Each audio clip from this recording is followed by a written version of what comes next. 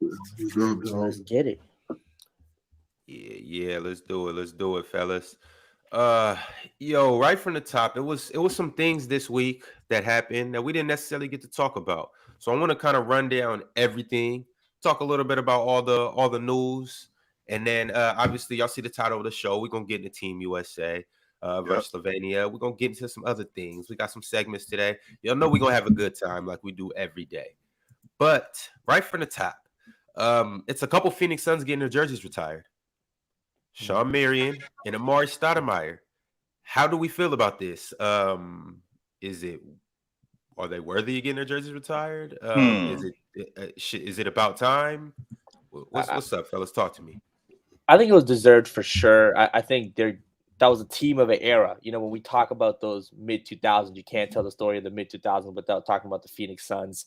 Steve Nash, Amar'e Stoudemire, and Sean Marion are the three biggest pieces of that team. Again, really kind of changed the way the NBA's played, bringing up that fast-paced game.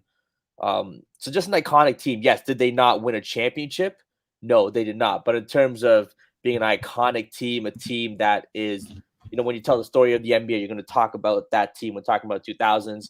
I think it's definitely deservedly so that Sean Marion and Amar'e get their jersey retired. If that's the case, they better retire Carmelo's too in New York. See, so the Carmelo debate with thing in New York is just like New York's such an iconic franchise. Is I think he was there for 6-7 seasons. Now we made the playoffs.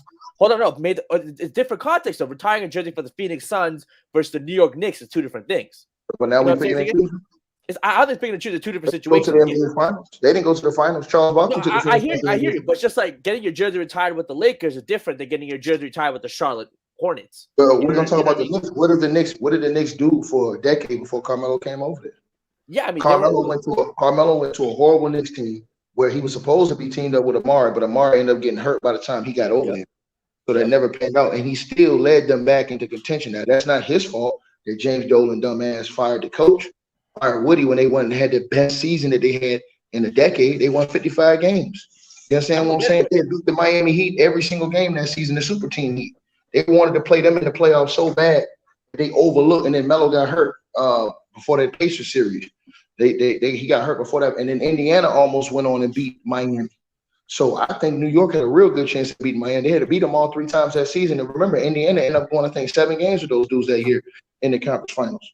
So, like I said before, man, Melo went to the franchise, turned the franchise around, made them relevant again after they hadn't done nothing in 10 years. So if that's the case, Melo didn't go to no finals. You know what I'm saying? But he did make him relevant again. He did get him to the playoffs. He did. That's not his fault that the ownership made a dumb decision when James Dolan was firing coaches every other year. That's not Carmelo's fault. But Carmelo put them asses in the stands again. He made New York relevant again.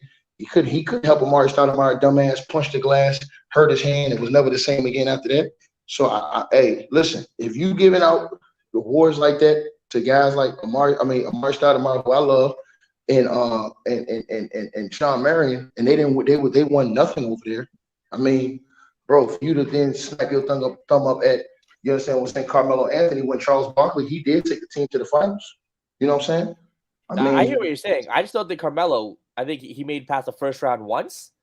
Like this Phoenix Suns, they had sustained playoff success for a few seasons. See, this is what I hate about you, Jalen.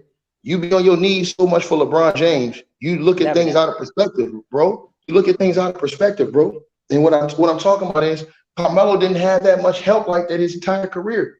When he was in Denver and got to the Western Conference Finals, you know what the team said? We're not re-signing all these guys that we just went to the conference finals with. They wasn't re-signing Chauncey Billups.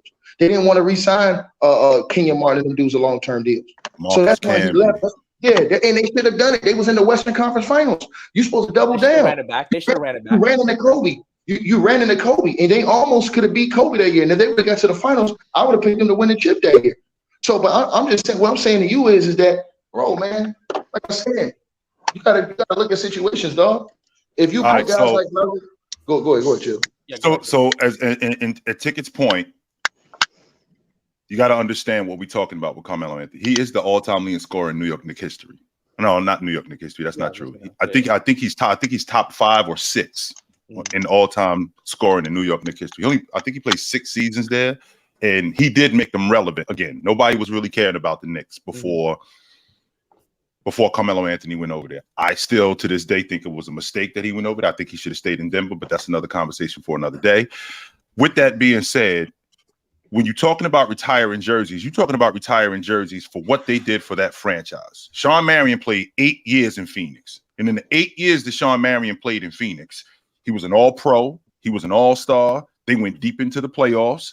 Was he the best player ever to play there? Well, if you run down the players that played for the Phoenix Suns, he wasn't the best player to ever play there. No, he wasn't. He was not better than Steve Nash. He was not better than Amar'e Stoudemire. He was not better than Paul Westphal. No, he wasn't better than those guys. But is he worthy of getting his jersey retired? Yes. Same thing like Carmelo Anthony. Was Carmelo Anthony the best player to ever play with the New York Knicks? No, he wasn't. But he was better than a lot of other guys who do have their jerseys retired. The fact you hit it on the head. And Carmelo wasn't running with a two-time league MVP. He wasn't running with a dude like Stat in his prime. Amar'e Stoudemire was an absolute monster over there with the Phoenix Suns. So that team, you had two-time MVP in Steve Nash. You got Stat with you, and so you're able to really, just do what you do comfortably. Mm-hmm. Carmelo, he went, like you said, he went to the Knicks to play with Amar'e, but dumbass Amar'e got hurt and then did the dumb shit. Remember when he punched he went back against Miami. Yeah, like, come on, bro. Like, you're doing dumb shit. And then James Dolan this is the biggest fault for Carmelo not having more success in New York. It's James Dolan.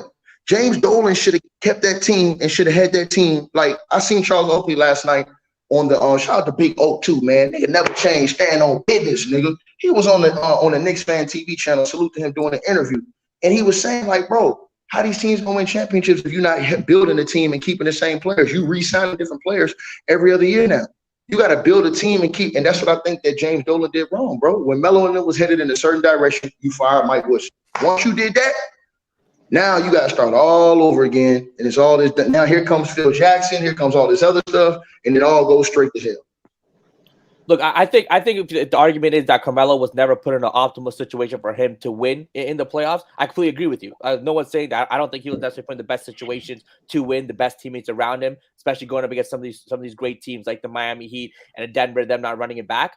But one playoff series wins in 7 seasons in New York is not getting your jersey retired. No, I'm saying no. But he just telling you. We just told you about the lack of guys he played with. But Carmelo Anthony was a perennial all-star with the Knicks. He was one of the best players in the world with the Knicks at that time. And like I said, he can't help that after they went to the playoffs, the next year they had an injury, and the coach fired and James Dolan's crazy ass fired Mike Woodson. You are right about that, Ticket. That was a mistake. Firing Mike Woodson was a mistake, 100%. That was a mistake. He can't help any of that. You're right. He can't. Mike Woodson did not need to be fired. The thing is, the question like you asked, Ron. Yeah, Amar'e Stoudemire 100,000% deserves his jersey retired. I also think Sean Marion should have his jersey retired. Carmelo in the Knicks. I mean, yeah. If you're asking if he should have his jersey retired, I wouldn't be opposed to it. But I think, Amar'e's for sure jersey retirement in the Suns. Carmelo is a little up for question, but I'm happy for him if he gets retired. I want him to get his jersey retired in New York. Definitely. Well, think about this, Big Ox. The best years of Sean Marion's career were where? Phoenix. Those was his best seasons, and he played 8 years there. With a two-time MVP in the prime of Amar'e Stoudemire, right? On the prime of Amar'e Stoudemire, that's correct. Great so, team. But the thing you keep taking it to Carmelo. You want to make it a Carmelo conversation. The problem with that is that it was a stupid trade. It was a stupid trade for New York. It was a stupid trade. They shouldn't even have sent everybody to Denver. No. Yes. It was a dumb trade. I was trying to make the comparison. I wasn't trying to make it about Melo. I was trying to make Jalen a comparison because if you say it like that, like for example, Big Ox, we all know Minnesota. Okay, think about it like this. KG was losing in the first round every single year in Minnesota. If he never gets Sam Cassell and he never gets Latrell Sprewell, Do you think they still should have retired his jersey in Minnesota? Yes. I don't Yeah, his tenure. Hold on, Bob. Stay with me, Bob. Stay with me right here. But Bob, until he got that help, you still would have retired his jersey. He was losing first round every year. He didn't do nothing winning wise. Just so you know, Jalen, that's the first time that Kevin Garnett had ever been out of the first round, and the only time in the 12 years that he played in the 12 years that he played in Minnesota. They should build a statue of him outside that arena. He's the best player in the history of that arena. Best player in the history of that organization. That's my narrative to the homie Big Ops. Is like when we look at it, we do have to compare the situations because Jalen was right. The Knicks is a storied franchise. That's 1,000% right.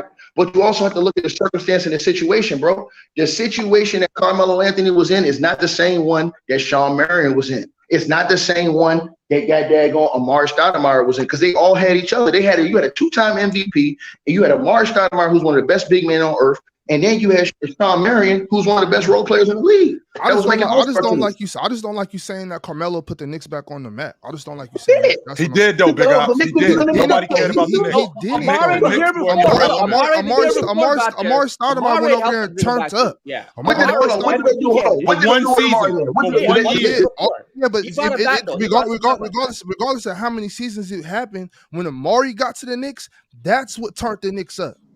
That's what turned the Knicks up. It wasn't Carmelo Anthony. It was Carmelo took to another level for sure. But Amar'e is the guy who really kind of got there first to be like, hey, the Knicks are and by the way, Jalen, y'all giving Carmelo credit for Amar'e's work. I just don't like that. No, we're not, Big Ox. And the reason why we're not doing that is because Carmelo Anthony kept them relevant. Stoudemire couldn't keep them relevant. That's true. That's the problem. You're right. You're right problem. about that. But it wasn't. You are right. Amar'e did the dumb shit, got it, hurt his hand, and then when he came back, he wasn't healthy for the next maybe 2 or 3 seasons. I think he played like 30 games, 50 games, 40 games, something. Right. He didn't play that many games the next 3 seasons. You are 100% correct about that, and Ticket, you're 100% correct about Amar'e doing the dumb shit, punching the glass, whatever he did, breaking his hand. That was stupid. But before that, before Carmelo got traded over there, before they gave up Wilson Chandler, Danilo Gallinari, who was balling, and then a couple other players before damn good team. Before they Felton Spencer. Not Felton Spencer. Raymond Felton. Raymond Felton. That's what I'm thinking about. Raymond Felton. Before they gave up half the roster, the Knicks were balling. The Knicks were doing their thing. That crew wasn't that ball. They weren't that ball. If they waited half the season and signed Carmelo as a free agent and kept those guys, he would have walked right out the front door. They did not have to trade for him. That is a fact. The Knicks. That doesn't negate the fact that he still went over there. He still made J.R. Smith 6th man of the year. He still had people talking about Iman Shumpert as one of the perimeter wing defender. Don't crunch your face up, Damo. That's the shit I be talking about with your hating ass. When I said something that's facts, you crunch your face up over there like you the game or something. You straighten your face up when I'm talking. Like I said, he made J.R. Smith. You're like you smell something. You smell what the Rockets cooking, boy. So like I said, bullshit that you talking about. Hold on. J.R. Smith with Carmelo Anthony. J.R. Smith was 6th man of the year. Those are facts. Iman Shumpert was considered one of the best perimeter defenders in the league at that time. Those are facts. That's the reason why LeBron James wanted both of those guys in Cleveland and went and moved to trade to get both of those guys. Nothing to do with Carmelo Anthony. Hold on. Then you look at the rest of that team. That team was a very good team around Carmelo Anthony. I'm going to say it again. James Dolan, sorry ass, is the one that traded. He the one that fired the coach. Once you fired Mike Woodson, who turned the team around, they won 55 games. So Amar'e came, they won 42. Amar'e gets hurt, he's out the picture. Carmelo wins 55 games with that team. He's went to the playoffs twice with that team. You understand what I'm saying? In a short season, and then the season with the full season, and then the next season you fire the coach. Get the hell out of here, man. That's on the organization. We ain't gonna talk about, Amar'e was doing this, Amar'e was doing that, because Amar'e was already phased out when Carmelo started to shine over there. So it didn't matter about whether or not you traded him for all those pieces or not. They were already headed upward. The goddamn James Dolan fired that dude. And this is the difference between James Dolan then and now, because last year, if this was the old James Dolan, he would have fired Tom Thibodeau after they missed the playoffs the last season, even though he made it the year before. But since he put other people in charge, they stay impact. They made a little adjustments, and now they're starting to improve because they got stability. and understand the difference between starting the fire and keeping the fire going. I think Stoudemire started the fire 100%.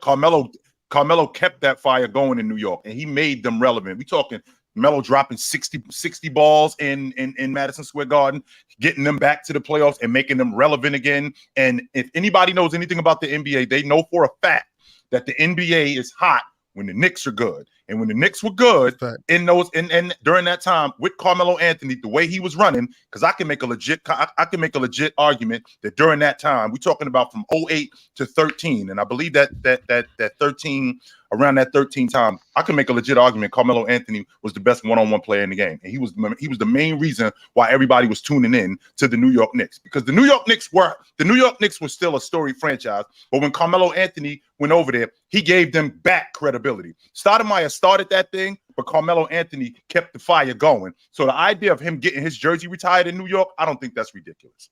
It's not, and I wasn't trying to say that, just to be clear. I think I more so just wanted to say that 100%. I believe Amar'e and Sean Marion get the jersey retired. And I also did want to stick up for Amar'e Stoudemire because I just don't like him getting discredited. But y'all are 100% right. Big Ox, be clear about one thing. He was in. Hey Bob, your mic went out. Yeah, we can't hear you. The podcasting guys want you to shut the hell up. Just so we clear, I mean, if we're gonna be honest about Stoudemire, there was a stretch during that time when he first got to the Knicks where he was in the MVP conversation, and New York has a tendency to overstate certain. They have a tendency to overstate stuff. They screaming MVP. It sounds a little bit louder in New York than it would in Charlotte, right, or it would in DC. But he was playing at an MVP level for a short period of time in New York. Chilton, were you surprised? Were you shocked? Because I knew Amar'e was nice. Amar'e was always one of my favorite power forwards, you know. But when he got to New York, the way his game kind of really just turned up. Yeah. Did it shock you the way it shocked me? Because I was like, damn, Amar'e, I didn't know you was going, I didn't know you was going to come over here like thought this. It was a Steve Nash merchant. You thought No, I never thought he was a Steve Nash merchant. I thought Steve Nash was an Amar'e merchant. I thought that he benefited a lot. I thought he benefited a lot. I thought he benefited a lot from playing with Steve Nash. And when he went to New York and I saw his game, I'm thinking, wait a minute, maybe Steve Nash wasn't. He was the beneficiary as much as I thought he was. He a lot better than what I thought he was, not playing with Steve Nash. He was a better one-on-one player than I thought. The fact that he didn't rebound as much as I'd like for him to rebound, the athlete that he was, he should have been a double-digit rebounder, 100%. But that's another conversation for another day. He did surprise me, to answer your question, when he went over to the Knicks, though. He did do that. Yo, Ox and Chill, right quick. I do want to get back to that statement that you just made, Bob, because I think that's a legitimate question for us to ask. But Chill, I do want to acknowledge the point that you said that the league is better when the Knicks are good. Shout out the Knicks right now. Shout out Julius Randle. But Pirate and Damo, I want to hear how you guys feel about, Sean Marion and Amar'e Stoudemire both getting their jerseys retired. Pirate, let's start with you first. Yo, Sean Marion's one of my favorite players. I mean, kind of like we were touching on yesterday, role players and glue guys. 5x5 guys.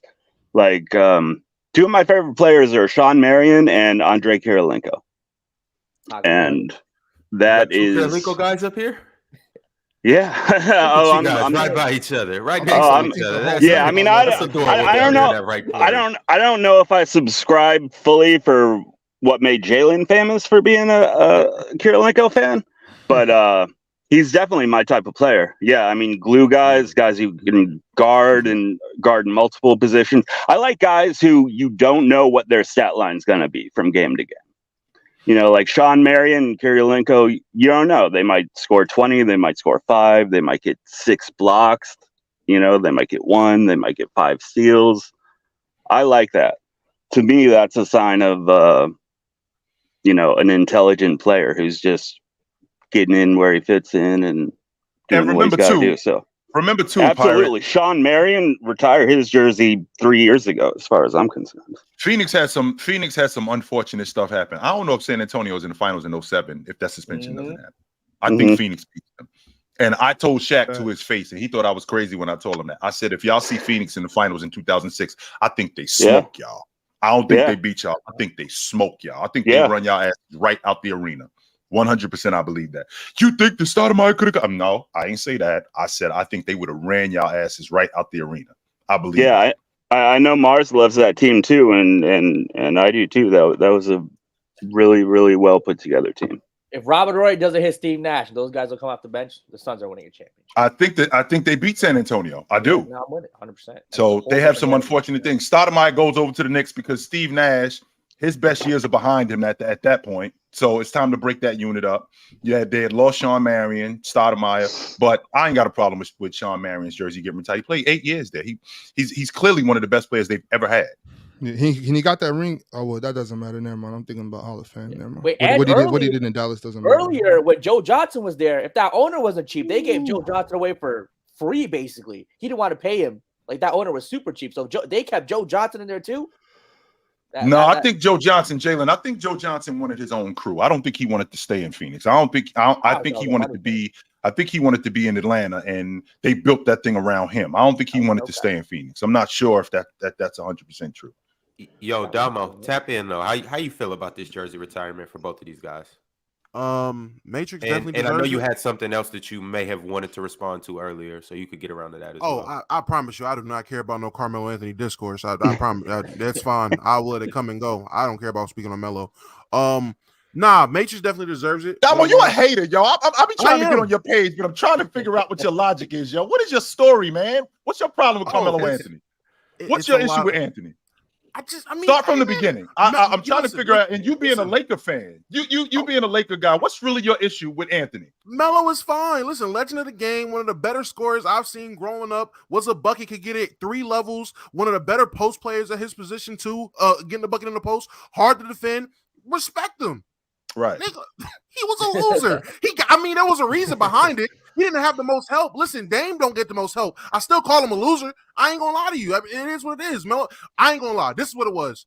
Back then, I did not rationally understand. Like, to me, I thought every basketball player wanted to win.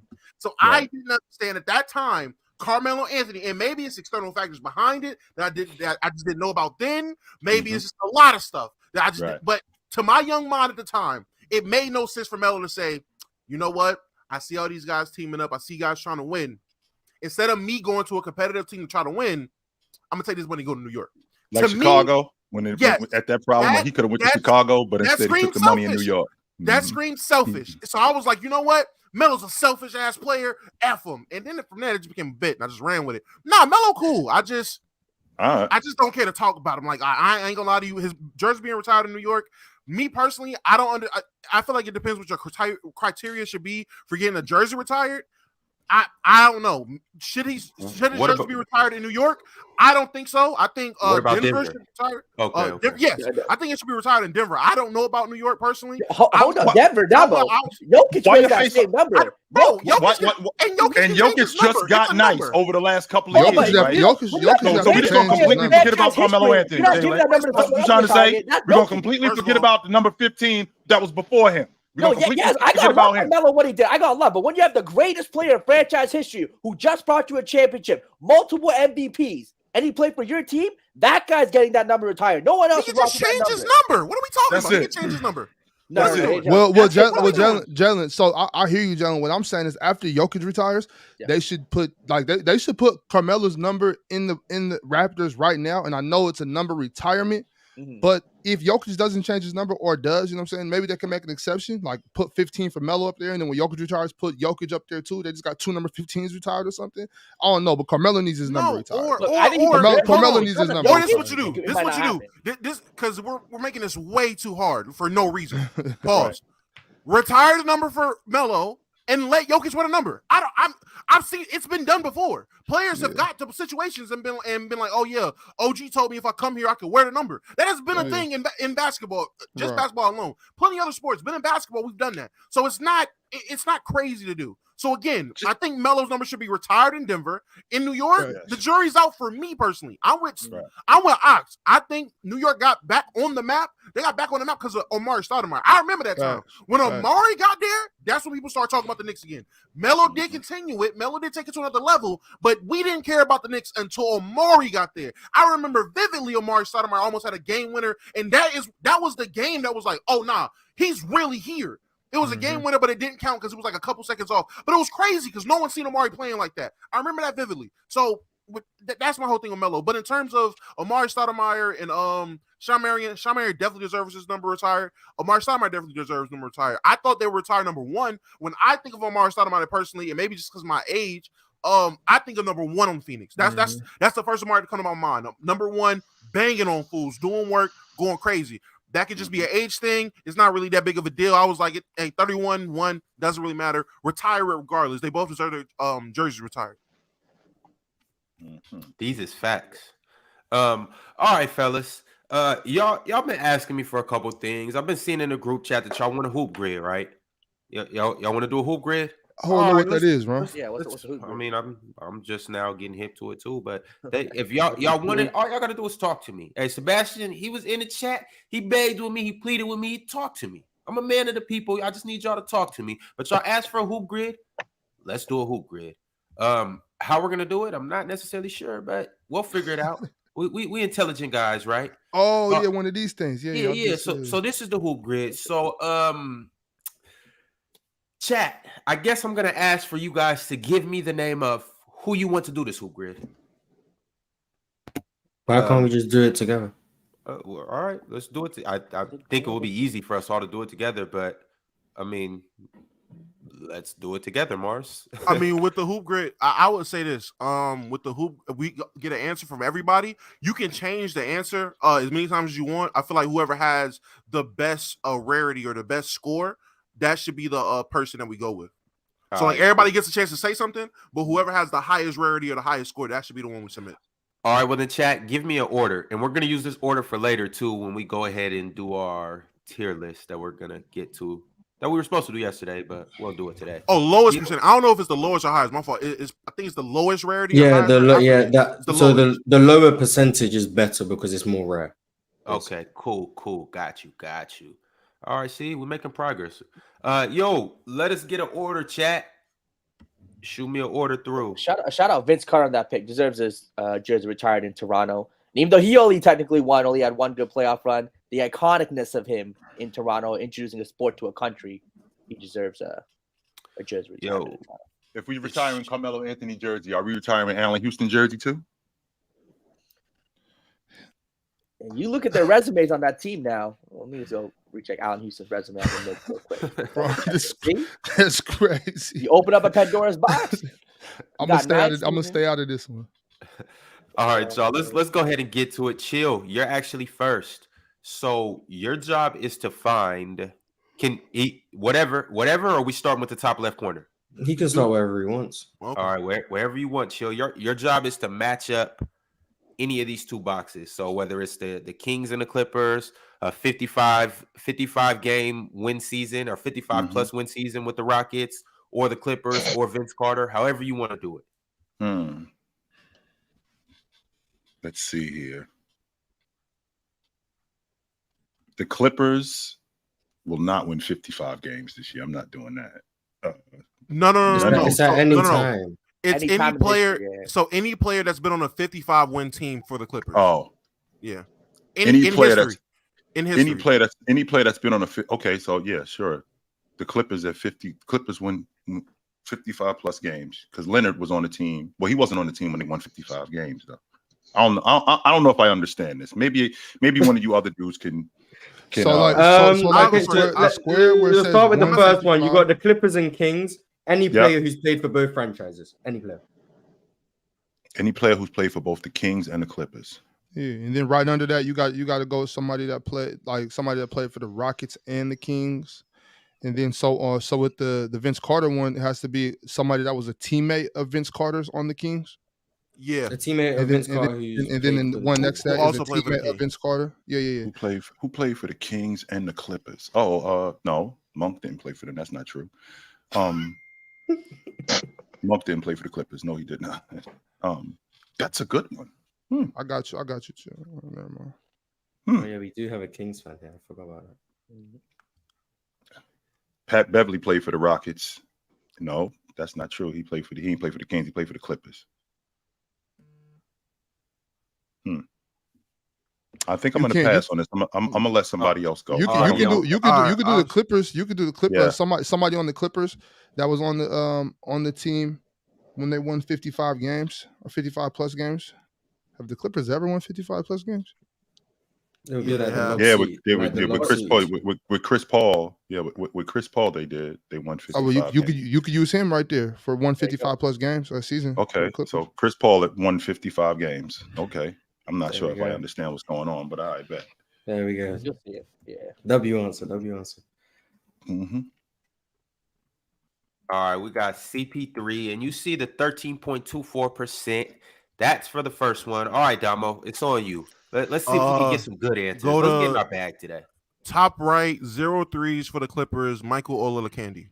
Oh, we was on the same page. I was going to say Bill Walton. Yeah, I was going to say Bill Walton too. Gotcha. I ain't even know Bill Walton played for the Clippers. He played for the San Diego Clippers. I don't know if that would have counted, but yeah, sure. They don't got a picture for Michael. Oh, that's cold. Yeah, low key. ULP legend. I think I understand what we're doing now. I got it. Oh, okay. The Rockets 0 3-point attempts. I assume Chuck Hayes has had a season where he never shot a three. Chuck Hayes had a banger, Marsh. Hey, in chat, let me know if this is fair. Chat, let me know if this is fair. We're gonna try to get under 7% for each and every one of these. I don't know if 7's a stretch, or I don't know if 7's a good number. Maybe we should go 5. Under 6. Well, we'll go under 6% for each of these. He did not. How'd Chuck Hayes get 3%? Come on, man. That's good. Nah, man, I want 0.01. Oh, I get what you're saying. You know what it is? I think this is because I want to say this is probably a little bit of older one too. So the more people that do it, the rarity like goes up or down. Like more people do, yeah. But Mars in the 08-09 season, Chuck Hayes had I'm doing a little fact checking here. Chuck Hayes in the 08-09 season had 0.1 3-point attempts. So he did shoot. So he did shoot 1 or 2. Nah, well, he still made it, man. 3%. All right, Pirate, let's get to it. All right, can I see it again? Mm-hmm. All right. Let's go. Well, we want to make it rare, right? Yeah. So, So I mean, even if you want to overstep the Chris Paul, because we trying to get everything under 6%. So even if you want to overstep that would be cool too. Oh yeah, okay, yeah, because like I'm thinking of an obvious one, but I guess no one say Hakeem Olajuwon for the Rockets in 55 plus games. Yeah, if right. I want to say so Hakeem how about Olajuwon, say Hakeem Olajuwon. That's what I'm saying.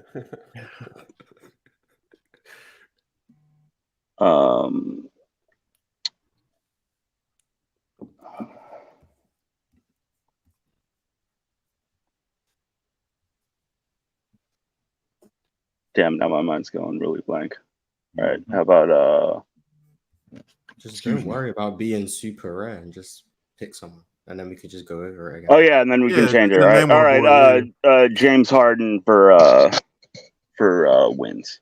Okay, you could have just named someone else that was on the roster. That was maybe a bit worse. Maybe. But I guess. Right. Yeah. Well, you. 11% isn't that bad. Yeah, that's 11%. I thought it would be like, okay. Yeah, maybe no one gets like 50%. I guess. Ticket is up to you now. Who played for the Kings and the Clippers? I don't think we can hear Ticket. I seen him in the chat earlier saying we can't hear him. Yo, Ticket. That is muted a little bit. Yeah, he's having unless he don't know he muted, but yeah, he's having technical difficulties. Okay. I'll take it. Chat, let me know when you want me to unmute him. But let's keep it pushing, though. Let's keep it pushing. Jalen, it's on you. Let's go. Vince Carter's teammate with 0 3-point attempts. Toronto Raptor legend Antonio Davis. No, we can't hear you, Ticket. No, we can't. Mm-hmm. Antonio Davis never shot no 3. No, in that era, no. Okay. No, I was, just asking. You're saying he's not a floor spacer? Is that what you're saying? Antonio Davis from Vince Carter's teammate, 0 3. Toronto Raptors.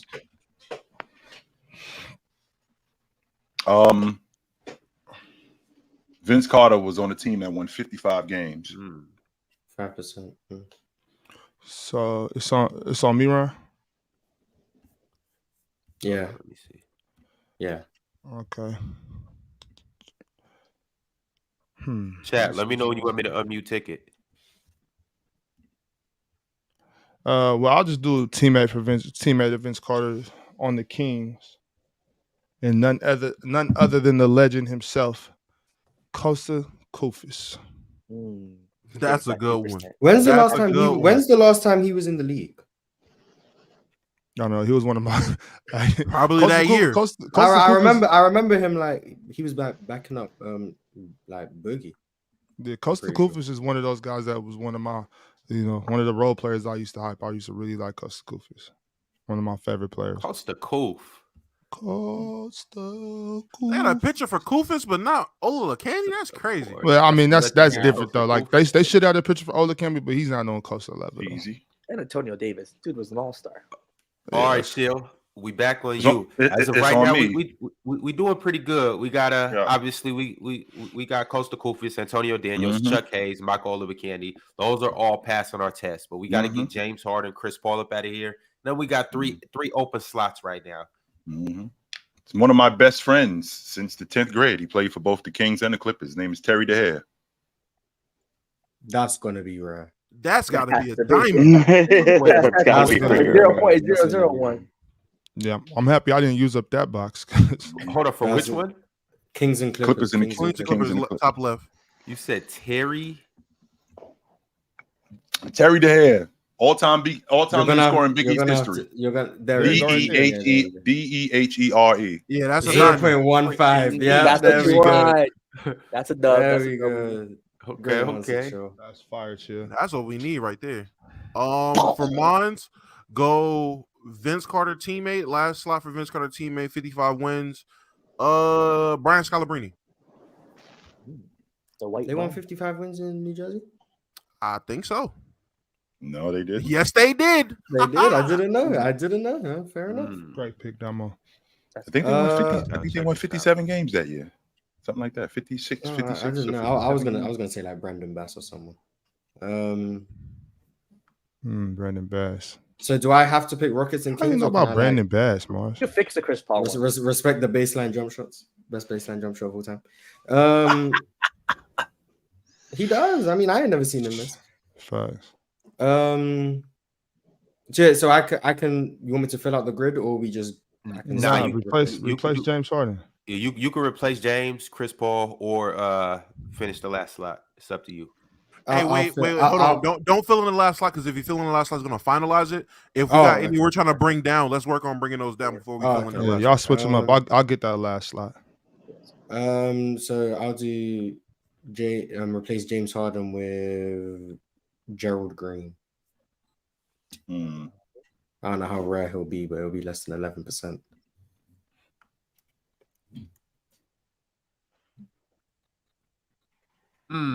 Two? 2.36. All right. Last but not least, let's get this bum off the screen. Pirate, it's on you. Jesus.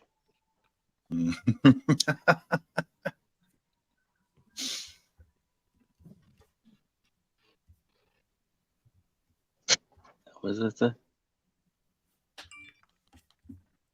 Replace Chris Paul. I don't know how many 55 win seasons the Clippers have. Yeah, I mean, Doc had a run of 50s, right? But like, just think about that team. Yeah, think about that team. Yeah, like maybe like did JJ Redick? Was he on a 55 win? I think we can get better than JJ Redick.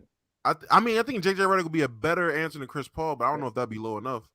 Yeah, but I'm thinking. Well, I'm not going to say who I'm thinking, but I'm thinking like players who barely got PT. JJ Redick 935. We still got to do a little better than that, though.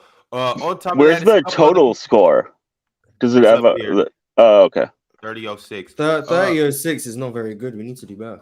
No, facts. And we still can improve some of these too. Maybe Michael Olakani, maybe Chuck Hayes. This is obviously the most glaring one. So we'll keep pecking at it. Pause. I know one for Michael O. Just let it come back to me. Ticket, it's on you. Ticket. Can we hear him? Ticket duck in the grind. All right, Jalen. It's up to you now. All right. I'm trying to think of that Clippers team. Chris Paul, DeAndre Jordan, Blake Griffin, JJ Redick. I can't remember the fifth starter on that team. Bench guys. It was like Luke Mute or something. I don't know if Trevor Mute would have been a good one. Mute might be a good one. I've got a name that I think will cook. I'm just waiting for it to get back to me. I've got a name. I got one too. I hope this one cooks. I'm trying. Were you going for the Clippers 55 wins? A little better too. No. I'm thinking of 0-3s for the Clippers. Oh, okay. Yeah, I've got one that better cook for the Clippers on 55 wins. If it doesn't cook, then I'm cooked. Backup I got center, one for that one up there. Point guard. I ain't gonna lie, I'm blanking on that Clippers bench, man. I don't want to look. Yeah, I can't look at that bench. I can't. I'm blanking on the bench. Yeah, I don't want to look at like 2-3 names. What year was it? Just read the chat. The chat probably has some names.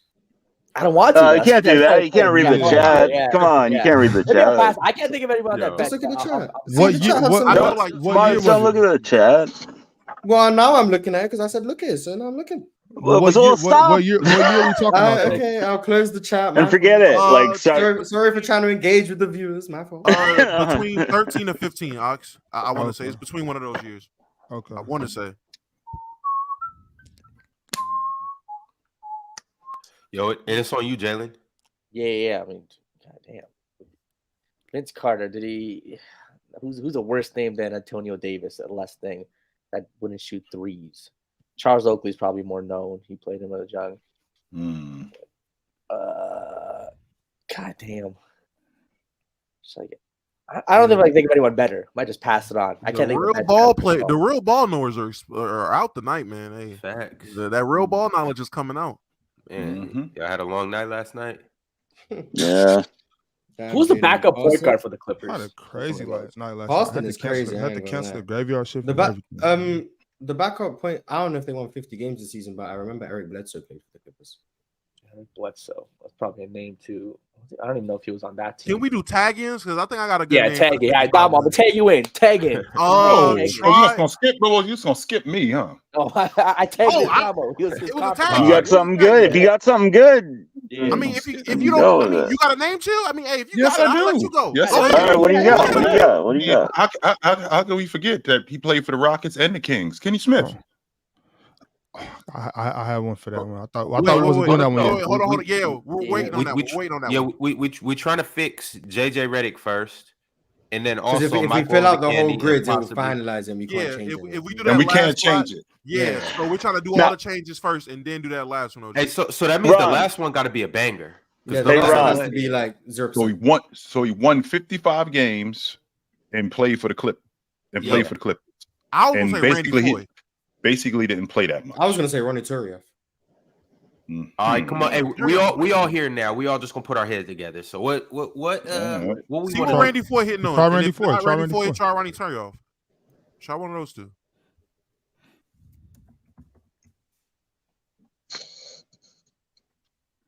Oh, he ain't even do it. Oh.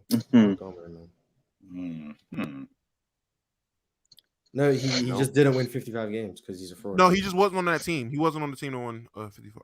Boom. All right, Ron got it. I mean, high IQ. Mars got that one. There we go. All right, Clippers 0 3-point attempts. What we thinking, fellas? Gomez said he had one. Ryan Hollins. Okay, we were on the same page.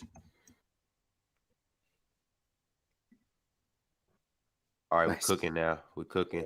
There Antonio Davis, now. A teammate of Vince Carter with 0 3-point attempts. We got Antonio Davis, but what can we do better than this, fellas?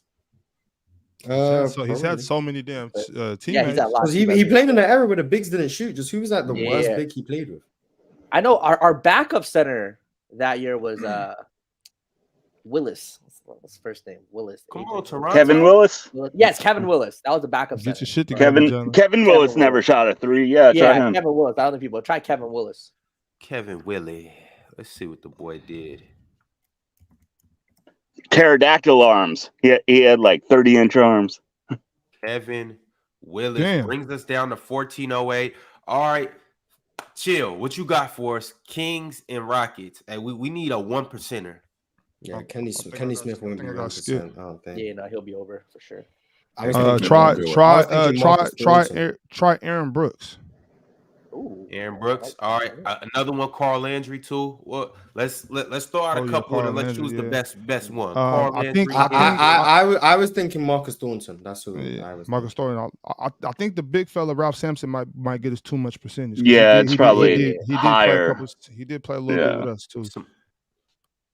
We need those bench guys. What we want to do? Marcus Thornton, Carl Landry, or did Kevin Martin go to the Rockets? Oh, but that's gonna be too high. Never mind. Kevin Martin. Marcus Thornton is the least known player. Marcus Thornton, Carl Landry. But Bull Don't Stop just tweeted about Marcus Thornton a few days ago. Oh, I'm telling y'all, Aaron Brooks the best way to go. Yeah, I want to do Aaron Brooks. Aaron Brooks had like a most improved player though.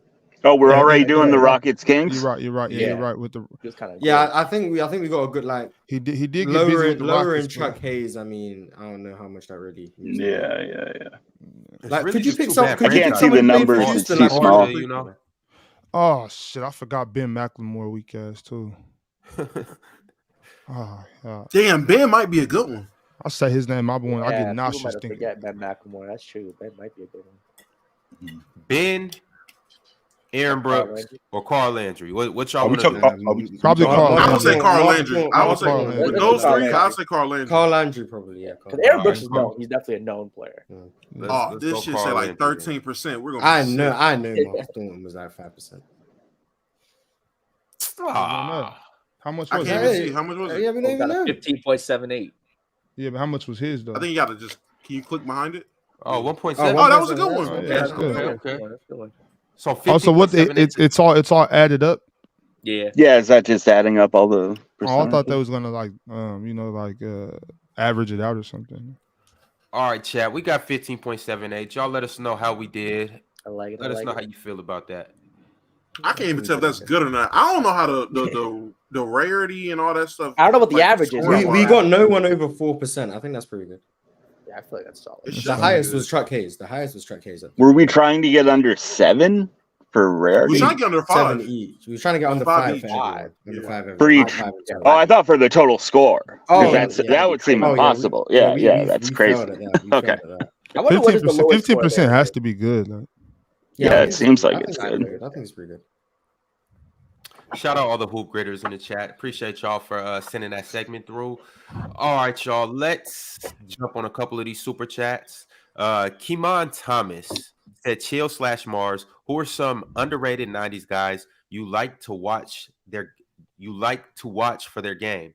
I like Robert Pack and Antonio McDyess. Also, of course, Tim Hardaway. No, you like Mark Price. Okay. Mark Price. I like Terry Porter, Jerome Kersey. Reggie Miller's pretty obvious. Talk about again. I like Detlef Schrempf on Indiana. On Indiana, yeah. Seattle now. Yeah, I know he's good. Mark Price and Derek McKee. I think Derek McKee would be awesome in today's game. John Starks and Mark Jackson, two of my favorites to watch. You enjoyed watching Mark Jackson? I love passes. I love passing. I'm a passing fanatic. So yeah, Mark Jackson. Fair enough. I think you dudes don't. I don't mean you guys in particular, but I think a lot of people don't understand the difference between underrated and underappreciated.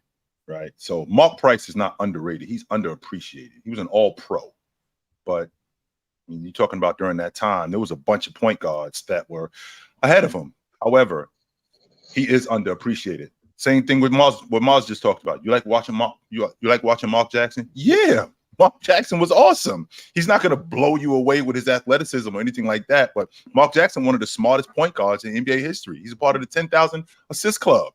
Ain't many guys on that. Ain't many guys members of that club. So yeah.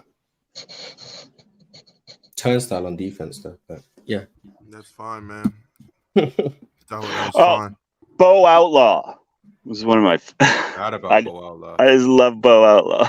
The 90s. I like Katino Mobley. The cat. Cuddy Mo. You spitting right now, Morris. You spitting right now. I like lefties in general, to be honest. you feel about James Harden? I mean, I'm cool with James Harden. Like, I don't hate him like a lot of people. I'm cool with him, but like Manu Ginobili's like my second favorite lefty ever. And Manu also clears James Harden. The second favorite lefty too. Bill Russell. To me, of course, I can get with that. Snuck that in there, Ox. I was wondering, Mars, does Manu clear James Harden? Mm-hmm. I prefer him, but no, James Harden is a better player. But I prefer Manu Ginobili, and I'm very high on Manu Ginobili, like where he ranks all time, like much higher than most people. I think he should have been top 75. That's how high I am. Yeah, for sure. I agree. Taquay White said 3 playoff appearances and 1 series win doesn't get your jersey retired, especially not in a more historic franchise like the Knicks. We all know different teams have different contexts. Taquay White speaking facts. I can't imagine. I can't imagine that segment became about Melo. To be honest, it was about Nash. It was about Marion and Stoudemire. But I still can't imagine Carmelo not getting his jersey retired at one of those franchises at least. Though he is too iconic of a player to not have a jersey retirement. I understand that concept. They shouldn't have allowed Jokic to get 15 when exactly that's the issue, because now Jokic deserves the 15 retired for him, but they shouldn't have just allowed him to have it. I don't think that's the case. I'm pretty sure that when Jokic first got there, they didn't anticipate Jokic to be the greatest. Yeah, that's the point. They're giving 15, the number that Melo wore for 6 years, to a second round pick. They shouldn't have done that. That's what I'm saying. They wasn't retired. I don't. Yeah, I'm saying we just drafted you. Up, You're not even coming over for a year, and then you come over and take 15. And at this point, Melo might be the best player to ever play for the franchise. Like somebody on the somebody in the staff, somebody around the arena should have noticed that. I do know that's Carmelo Anthony's number, right? Yeah, like that's the issue I have. Now Jokic deserves it retired, but he shouldn't have had it in the first place. That's the problem. You gotta pick a different number, yo. Exactly.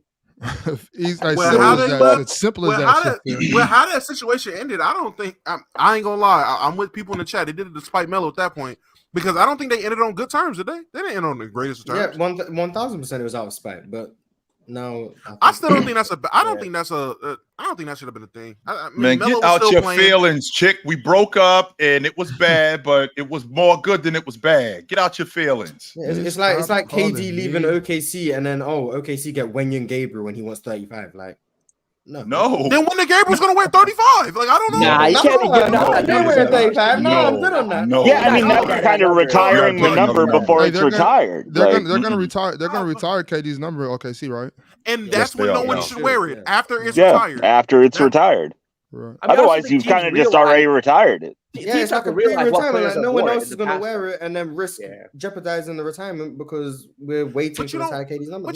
Maybe they're taking it as a personal challenge. Like, I'm about to retire this number. And you definitely don't give it to a second-round pick. That's even worse.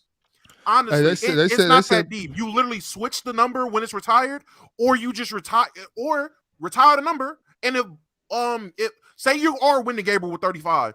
I'm pretty sure KD won't allow it. But if it gets retired, Wenyen Gabriel's wearing 35, KD's like, you know what, Wenyen, you're my guy. We're 35. They said Dozier wore 35 at OKC. PJ Dozier? Yeah, they were still mad. I think they were still mad. But what about this though? Somebody in the chat was saying got there recently, didn't he? Yeah, PJ Dozier was that was like what, 2 seasons ago? Yeah, that's this year. He wore 35? This year, that was this year. That's this year. They still thought in that 35 around. You think OKC give a damn about the number 35 after what that boy did to the league? Hell yeah, they do. You can't erase history. You can't do it. I wouldn't personally. I feel you're like. PJ was. I wouldn't retire. I wouldn't retire. I wouldn't retire KD number if I'm the owner of over there. Hell nah. Because what do you like? Why not? Let me ask y'all. Do y'all think the Cavs let anybody wear 23 before LeBron retires? Oh, they shouldn't. They shouldn't. 23 should be retired league wide. No, it should be like LeBron should have never got to like wear a Jackie Robinson type thing. LeBron should have never been allowed to wear number 23. 23 should have been retired league wide. That's what I'm saying. A long time ago. Jesus Christ. I'm agreeing with him. I can't say no. It's crazy. You said the exact same word. Like that. Yeah. I'm with it. See, at first part when you first said it, I wasn't sure if you meant because of Bron or Jordan. So that's you should have. You should have known. But I'm disagreeing with you. Either way, Pirate, I'm agreeing with you. Retired number 6, so I mean they can retire. Should 33 be retired too? Keep in mind, it's a bunch of 33 legends. Just number 6. Just number 6. I mean, are they retiring 24? Are they retiring 24 league wide? Are we doing that now? Because once you start doing that, we start opening the floodgates now. Now it's just number. There are 100 numbers. There are 100 numbers. It's not that big a deal. They're gonna retire once LeBron. Well, 69 is banned, so that's 99 numbers, and number 6 is banned, so that's 98. But 69 is banned. You got 0 and 00 though, Mars. You got 0. Yeah, that's why there's 100. That's why there was 100. But if 6 is banned, 99, and 69 is banned, 98. There's only 98. They're just gonna have to go to triple digits then. Yeah, it's real. It's like the New York Yankees. They retired so many players. They're gonna have to go to triple digits in like 10, 20 seasons. Or they could just stop retiring Sean Marions. They're gonna have to do it like those. It's not that big a deal. It's just retiring a number. Clear it up. It's going to be summer camp. That's another reason why Bill Russell's the GOAT. He's the only person who has his jersey number. When LeBron retires, Jordan and LeBron should have the accolade bias. That's not even an accolade. That's just that's an accolade. About to start pushing Mars. He's the GOAT because he's the only person to get his number retired league wide. I mean, I think that's a big deal. Jordan ain't even got that. Like Jordan got Miami to retire his number. Which is glazing. They were That's glazing. nuts. That is ridiculous. League wide. I'm with this super chat. League wide retirements are glazed. Outside of Bill Russell. Bill Russell's, we understand the context for why Bill Russell was Jackie Robinson and all that. Jackie Robinson, yes.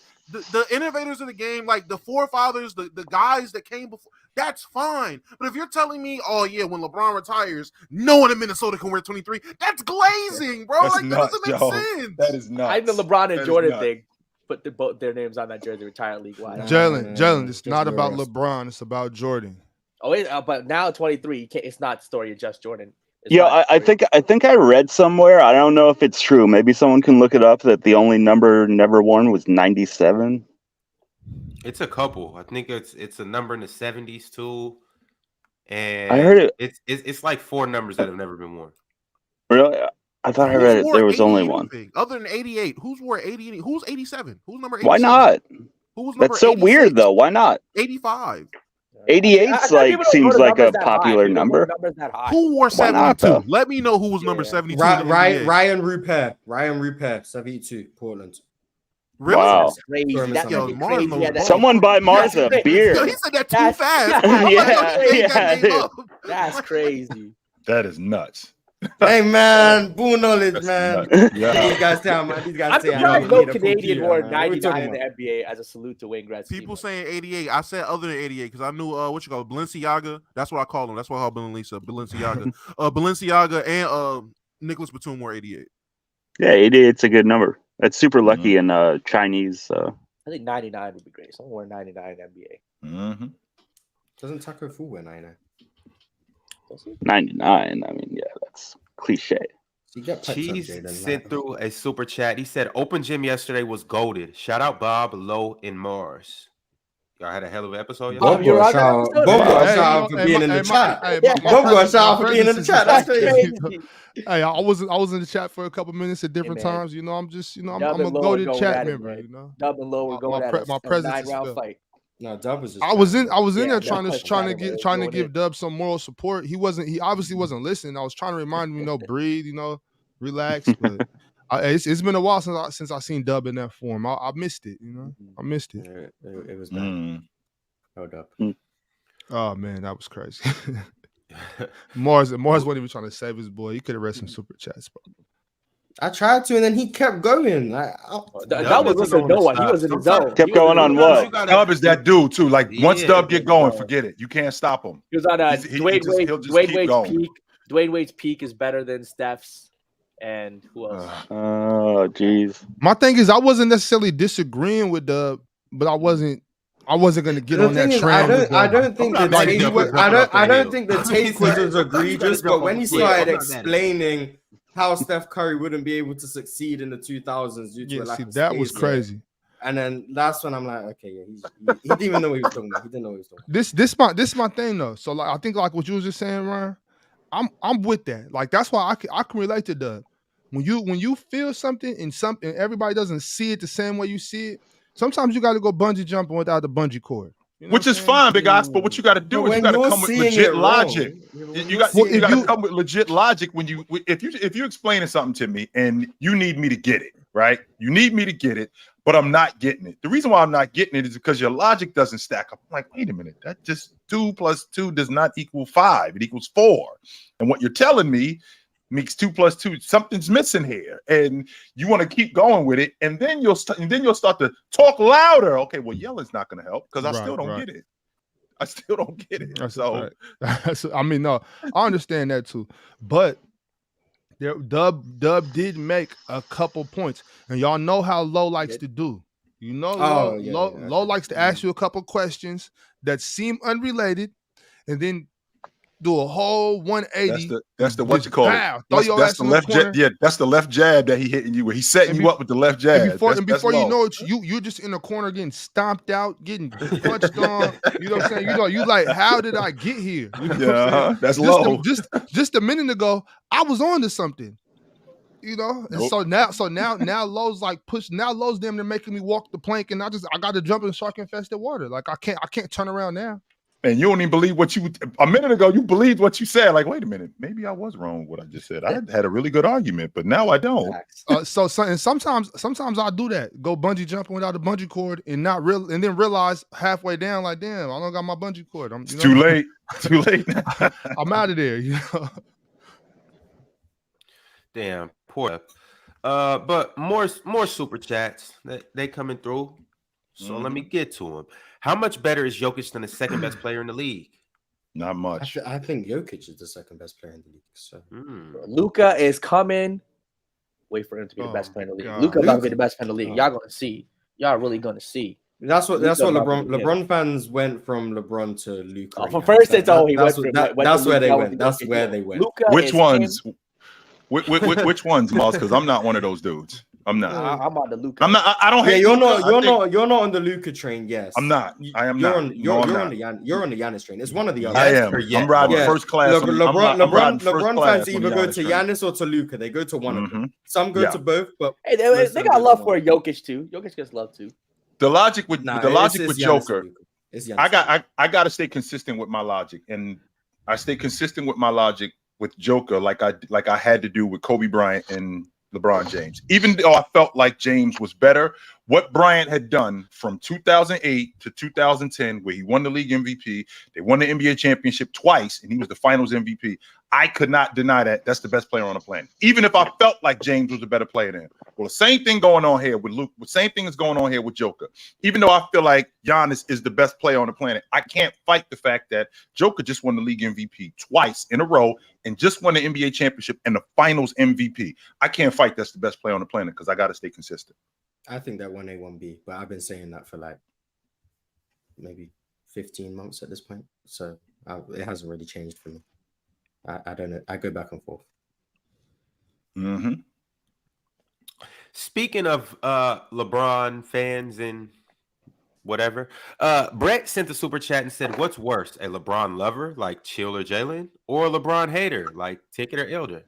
Well, Jalen is the worst. I just like fast. LeBron haters. I don't have a problem. Haters the worst. I don't have a problem with LeBron lovers, but Jalen, Chill loves LeBron, but Jalen is genuinely. I think Jalen's straight, but he has an exception for LeBron. That's what I think it is. You gotta be if you're gonna love somebody like James, for example, I gotta be objective, and I can't just love this dude and leave out all the flaws. It's like a chick. Yo, she looked great when you take her out on a Friday night. You know, what she look like at 7 o'clock in the morning when y'all wake up together. You gotta love that too about her. You can't just be loving her when she look good in that evening gown. You gotta love her when her hair all over the place too. So, and you gotta love the fact that maybe, possibly, and you might not say it out loud, but you know, some chicks look better than her. You might have to you have to accept that. Wait, Jalen LeBron sexual like that? Oh, man. Time out. It's never that serious. LeBron just the GOAT. LeBron just the GOAT. That's it. I think LeBron's the GOAT. My name wasn't in the super chat. He had a LeBron James suit. Hold on. LeBron James suit. With like interior lining on your coat. Yes. You know the inner linings. Mm-hmm. That in the custom suits, not so. So this is the thing. So Damo, so you know, we got a suit company, right? and we do custom interior linings as well. I've never had anybody ask for LeBron James. Not even Savannah. Well, hold on. Chill. You are planning on getting a suit, right? Yes, I am. Yes. What are the possibilities of you maybe getting LeBron James on the inside of your suit? Oh my God. 0%. Like a photo? 0. Yes. Well, yes. you're about to see Jalen's LeBron suit. He's going together. I had somebody get Bitcoins on the inside of their suit. I had somebody get Spider-Man. I've had everything.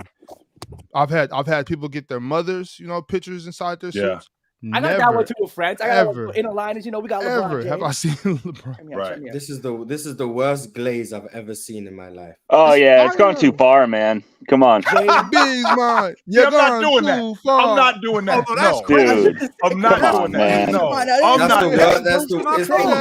I told you. No. You have like little action figures above your bed. No, it's LeBron the whole way. It's terrible. This is a LeBron. Yeah. Oh It's my the worst God. glaze I've It's ever crispy, witnessed. baby. It's crispy. Let me see the whole suit. Let me see can the dig outside of the it, and I jacket. do dig James. On the outside, Yes, just I the do. dark blue. Nothing on the outside. Just the Dig 'em that much. the dark blue. On top, see Jalen. On top of that, like I see you got the accent, stitching right there. I like it. I like the accent stitching right there, Jalen. I mean, What it ain't I no will different say- than people. Go ahead. I'm sorry, Big Ox. Go ahead. No, I was just gonna say, Jalen, that's solid and all, but you know what I'm saying. I think you're in need for a new bronze suit. You know what I'm saying. Send me your measurements, man. I'll take care of you. Man. Bob could clean them up. Bob could straight clean them up. Yeah, you should probably get a purple and gold one. We got you. I ain't going that. No, But that's dope. No way Jalen's about to have 2 bronze suits. No. I was going. Yeah, the two bronze is kind of crazy. You're gone. One is crazy. You acting like one isn't. Yeah. One is crispy. One is crispy. Yeah.